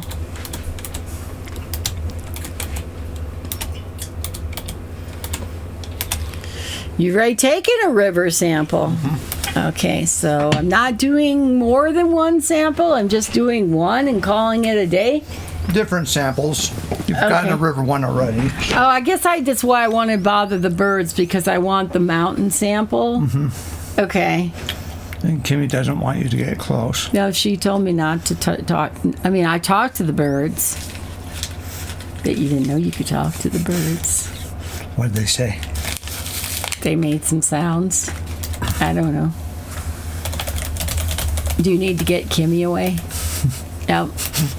Yep. Stunning, aren't they? I feel so fortunate to be seeing this. Yeah, we saw that. Mm-hmm. Okay. Oh, that's Albert. Okay, look, Albert. Albert Respa is a stately, well-groomed gentleman in his 50s. His monocle gives him an elegant air. Antwerp sent him as an expert mineralogist to verify the diamond's claim in crimson.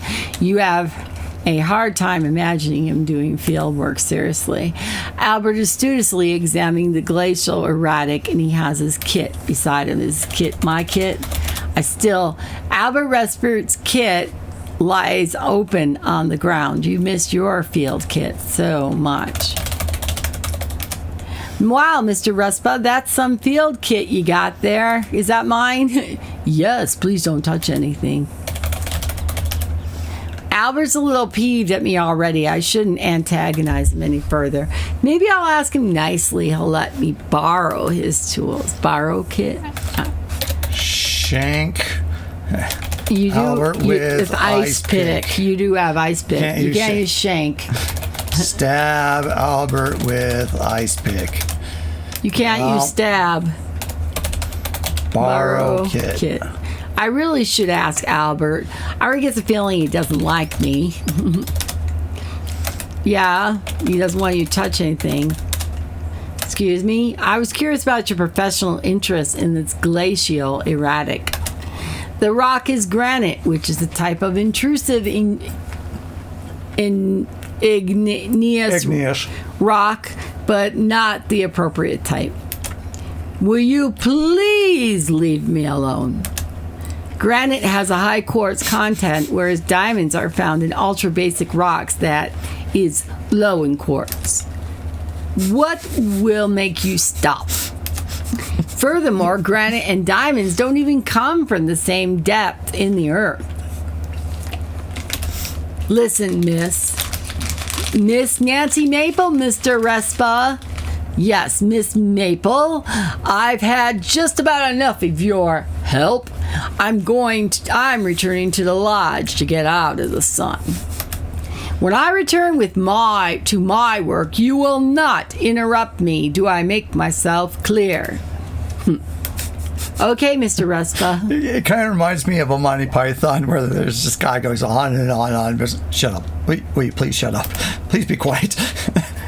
It's just kind of chattering on and on and on. So he laughed and he left the kit. Albert Respa's fields kit lies on the ground. Get kit. Albert's little borrow kit. I already got take kit. That, of course. Get kit. No. And why use a sample on the kit? Even at a casual glance, you can tell this is a glacier-erratic and most likely granite.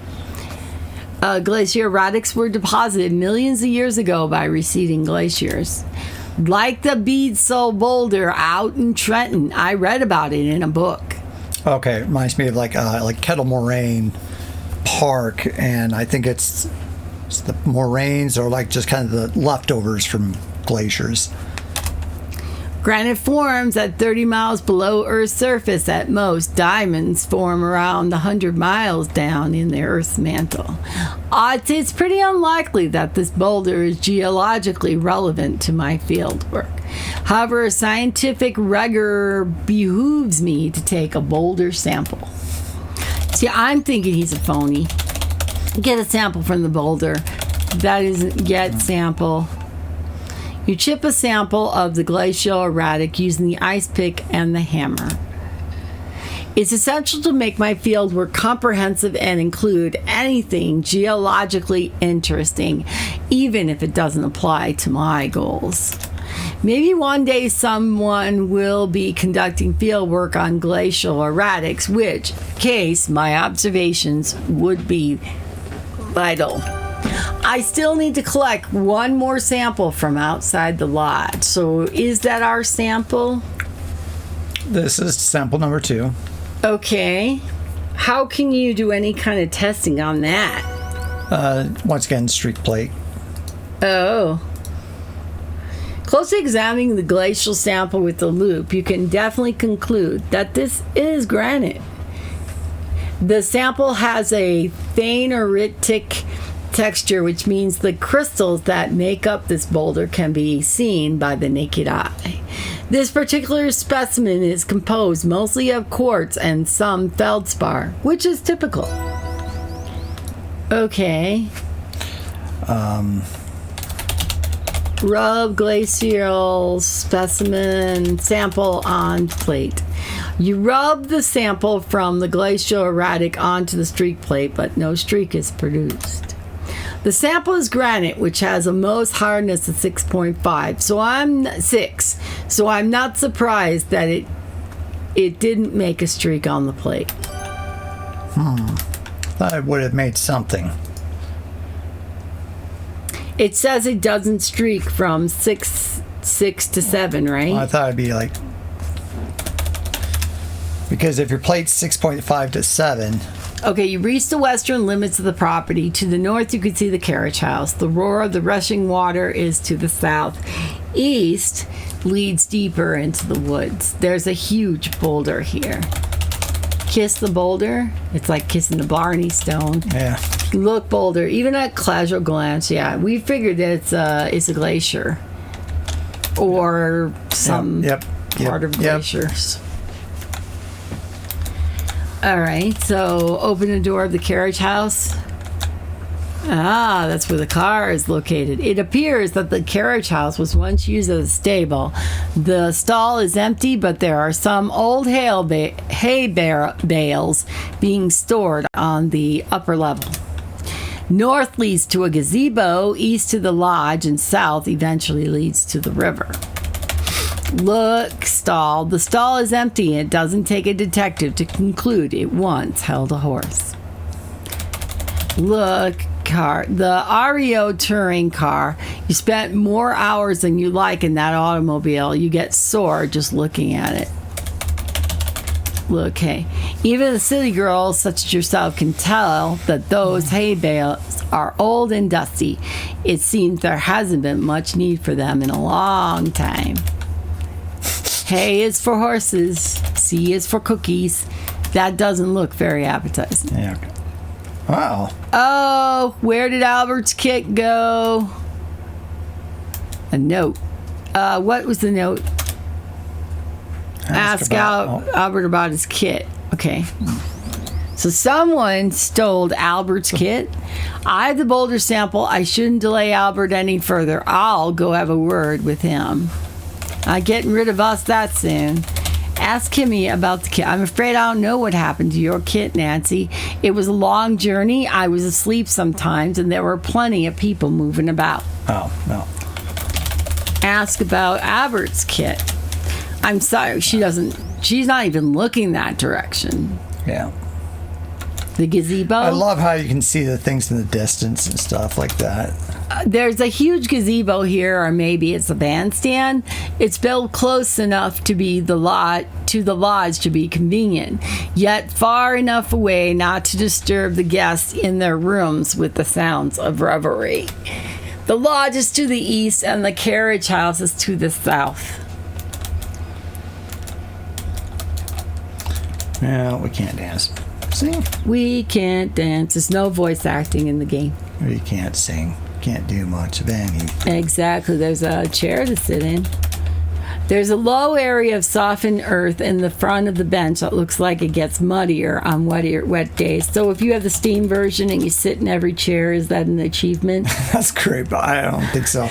The ground outside the lodge is firm and covered with lush grass. And where the clearing gives way to dense forest, the ground gets softer and moisture gathers in low areas. Particularly around the bench where sitters' feet over the years have created a depression in the earth.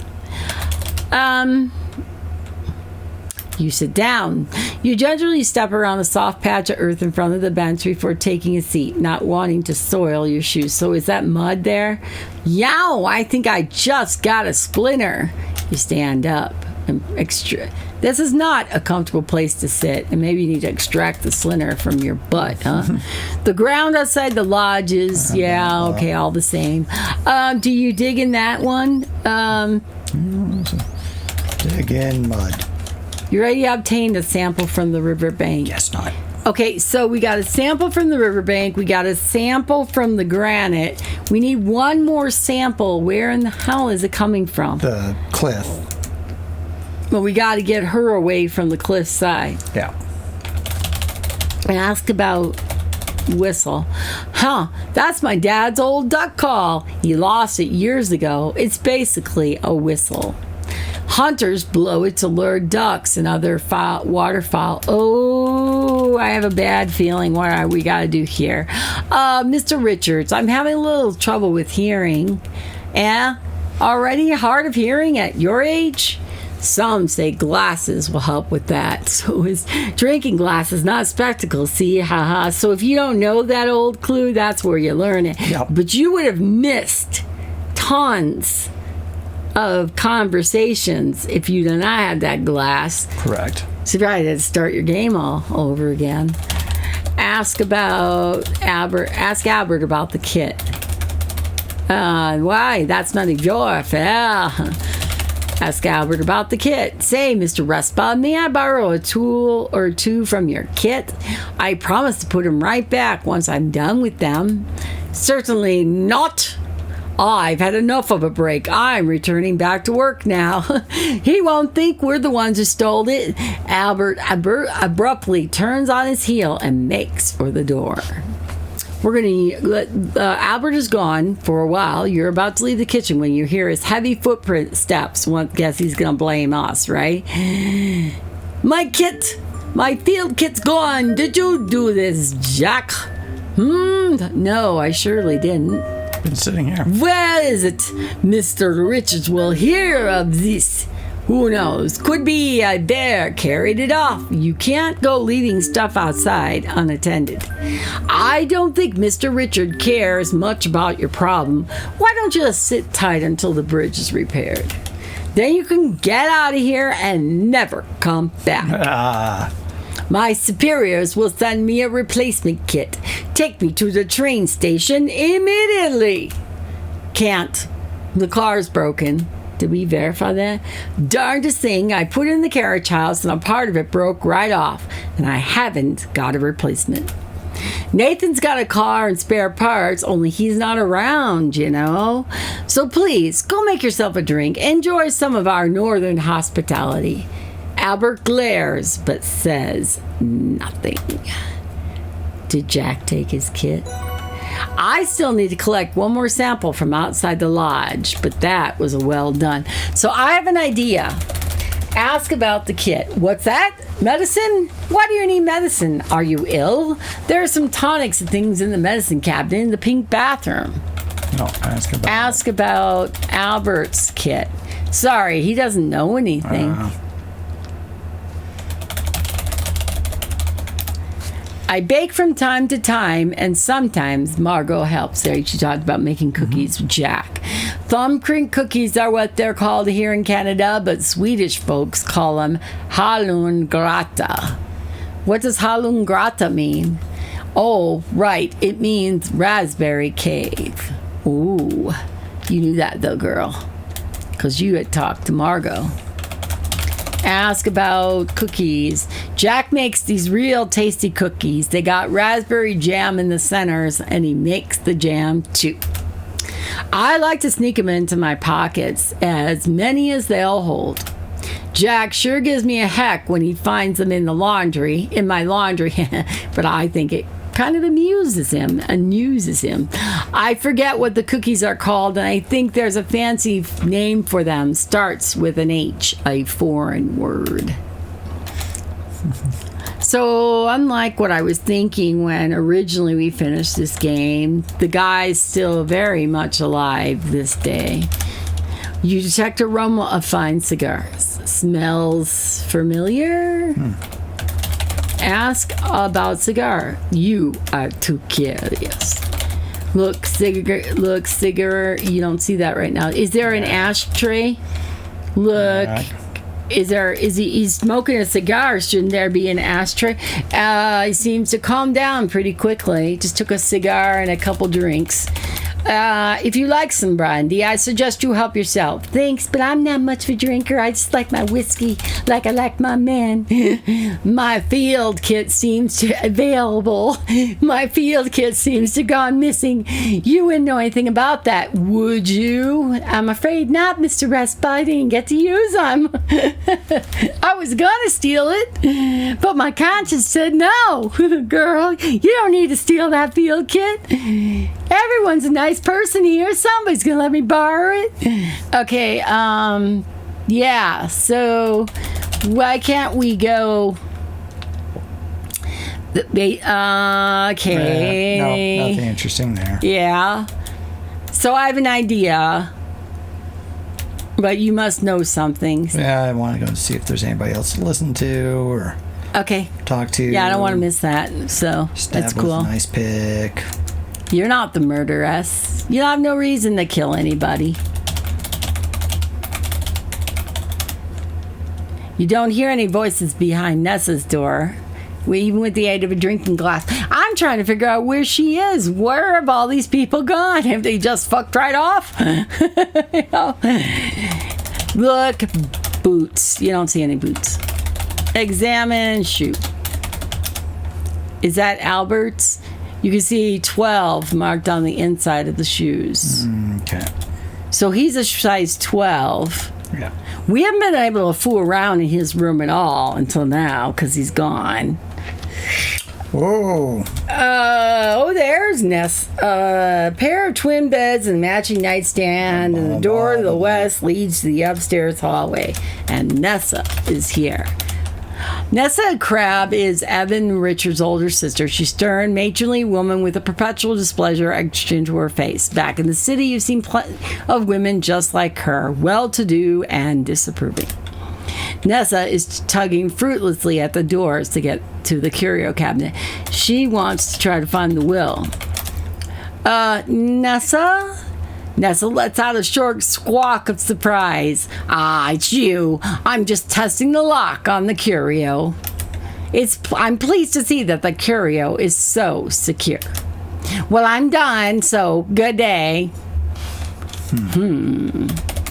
Was that a or was that a That's still the fancy glass pane curio cabinet is full of fine items. A pair of intricately decorated silver steins catch your eye.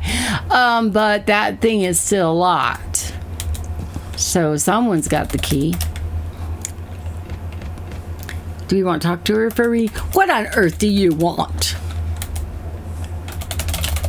Ask about the steins. Evan's got some unique Oh, sorry. Evan's got some antique silver steins that belong to our parents. He has them locked up tight in the curio cabinet and won't let me have my share. Your share. I'd break the damn thing open with an axe, but only the curio is an antique as well. Even Evan claims he lost the key, and I bet he's lying. What? Yeah, he doesn't know, Jack. Why would he know anything? Ask about the jewel. My ruby brooch costs a lot of money. The ruby is quite large. What about the jewelry box? You spelled it wrong. I think it's a Canadian. It's a Canadian spelling of the word yeah. I brought my jewelry box to Crimson with me. It's where I store my valuable ruby brooch. Mrs. Crab is a fine woman. It only stands to reason she should own fine jewelry. I didn't notice that until now, that the spelling is different. Okay, I just, in my brain, and I saw it, and yeah.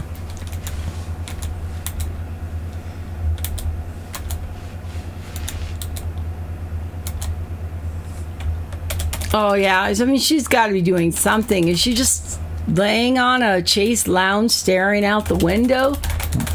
Ask the Silversteins. Yes, Evan treasures them. They have been with his family for many years. They are locked away in the curio cabinet that is in your bedroom, but I worry. Nessa wants to take those heirlooms away, and that cannot happen. Ooh, jewelry.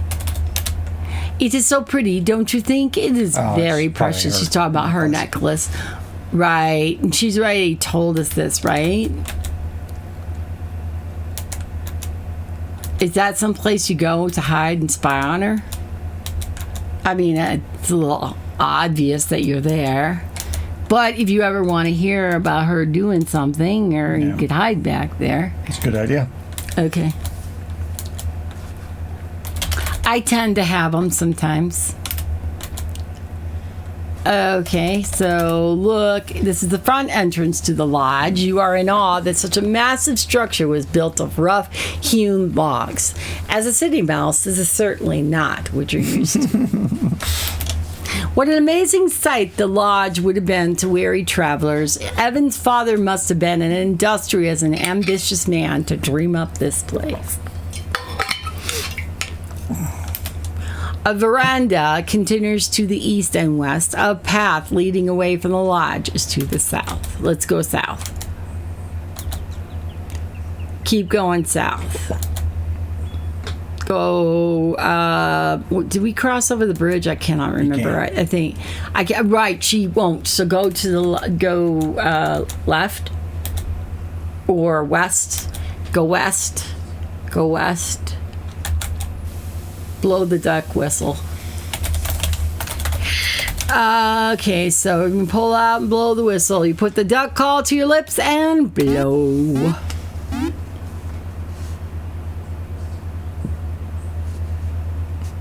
A duck? Where?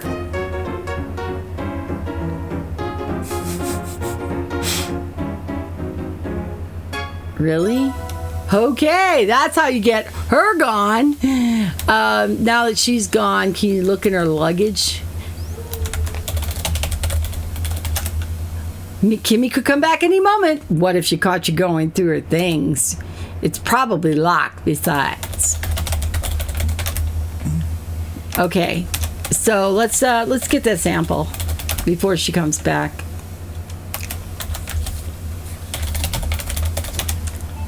Well, she really is nuts about birds, isn't she? Yeah. You chip a sample out of the cliff using the ice pick and the hammer. Hooray! It looks like I've obtained a good cliff sample. Wonderful. I'm satisfied with my field work and analysis for today. It's getting late, but I'm pleased with my work today. Your stomach rumbles. It's dinner time. Proceed to the dining room when you are ready to eat. Is there anything else that you Ooh. At first glance, it's clear that the cliff sample is igneous rock. This is consistent with what you expect for an area known for garnets. The cliff sample boasts a variety of fine specimens. It's pocked with red and white stones. My, I can see why this area was so good for garnet mining. Upon closer inspection, you can see that the cliff sample is coarse-grained, leading you to conclude that this is intrusive igneous rock. Diamonds is intrusive igneous rock, meaning they formed below the Earth's surface where they had time to form into larger crystals. It is possible that this area could be geologically suitable for diamonds. That might be a conversation that you have. You have discarded the softer specimens from the river sample. You are left with two colorless minerals with moss hardness of greater than 6.5. Yeah, well, if he ever gets his kit back, I suppose. Rub cliff sample on plate. Because specimens are embedded into the cliff sample, it's a bit too awkward to rub against the streak plate. You gotta. That's okay. It's still a nice sample and a good piece of field work. Use pick on cliff sample. I don't think it's gonna work, right? Pick cliff sample. Okay, break cliff sample. You've already taken the cliff sample. Yeah, you just don't have the proper tools for that sample, is what I was thinking. Okay, rub cliff sample on plate. And you've already done that. You can't do that. Yeah. Okay. Good piece of field work. Okay. So she's back now. Okay. Do you ask her about the ducks? I'm sorry, Nancy. I don't know anything about it. She really probably doesn't. My suitcase was my mother's when she came to Canada. It's a bit worse for the wear, but I love it. Ask about them. Stunning, aren't they? I feel so fortunate to be able to. Yes, she really is there for the birds. Geology is not my area of interest. Birds are so much more interesting to me. Ask about architecture. Wouldn't she like to draw this? I wonder if the bridge is badly damaged. How long do you think it'll take for it to be repaired? That's why she blew up the bridge. Are you drawing a bridge in your sketchbook? Birds are my only interest. I also like trying to see architecture in public works. Drawing them is a challenge, but I feel like I understand them and remember them more when I do. She was determined she wanted to see those birds. Yep. I really hope I get to see them. It's one of the greatest public works projects of the past century. So what would she have used to blow up a bridge? It would be her, is my guess, because Albert didn't have to leave. He was taken to the train station, but he didn't have to leave. And those two ladies were. So it stands to reason she might have done something to sabotage the train bridge. Anyway. Is there more here? No, I think that's pretty much it, so.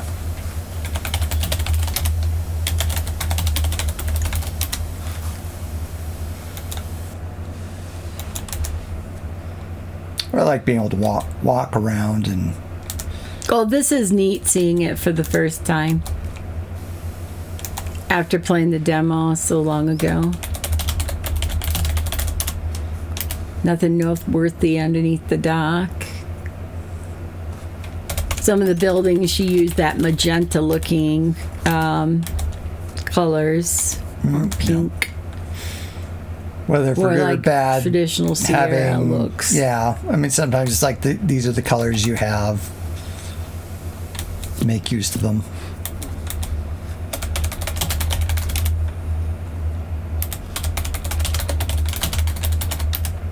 Well, she definitely used the dithering to get the structure and Oh yeah, lots of dithering, especially since it has that SCI 0 era look of things. Smokehouse. Yep.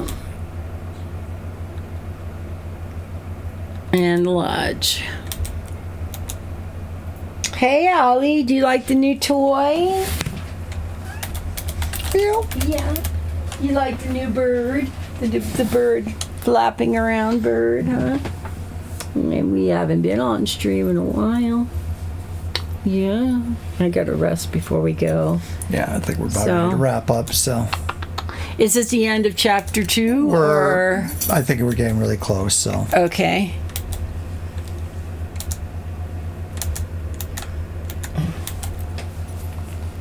So, do you want to just pause it here for now? I think it's fine. We can pause it here. We'll be back again next Sunday, and we will play more of the Crimson Diamond. I'm